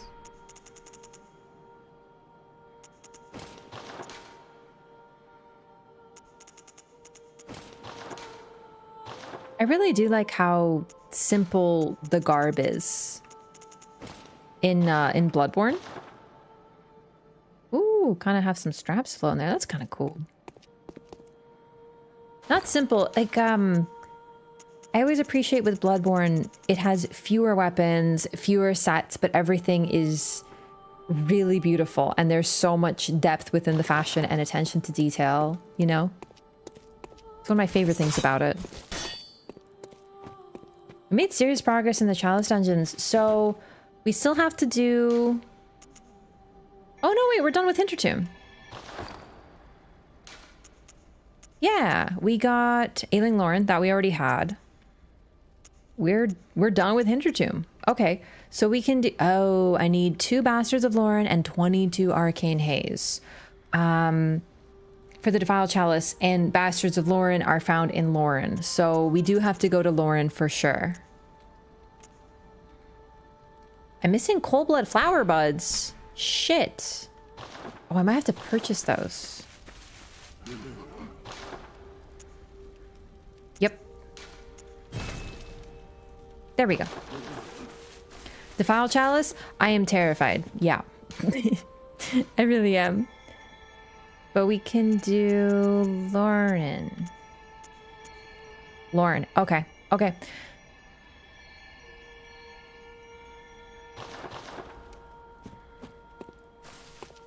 Do be heaping praise upon their self once more. Dude, I love Bloodborne. I really do. It's just everything about it is so clean. Like I really like not having to worry about what you're wearing for weight, you know? So in Dark Souls, it was kind of jarring. I couldn't wear what I wanted. I have to choose what to wear for weight versus here, just wear whatever. You don't have to worry about equipment load. I understand equipment load is a balance. I like both, but you know, coming from Bloodborne to another game, I was like, I have to think about what I'm wearing, you know? Defiled is hard. Yeah, I'm a little worried about it. We'll get there. Or I'll summon help, or both. The only one that I struggle with is the Watchdog. I'm genuinely scared of the Watchdog. We might actually equip the Saw Spear and like level it up. So I think I'm gonna call it here for tonight though. Short stream tonight because I started so late, but I'm EP. I'm tired. I felt kind of sick today. That's why I started so late in the first place, but I still wanted to get some Bloodborne in.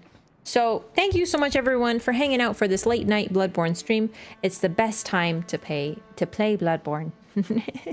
Great EP. That's me. We'll be back on Thursday with the same thing. Hope we feel better. Yeah, I really just, it's one of those days. Headache, my stomach's kind of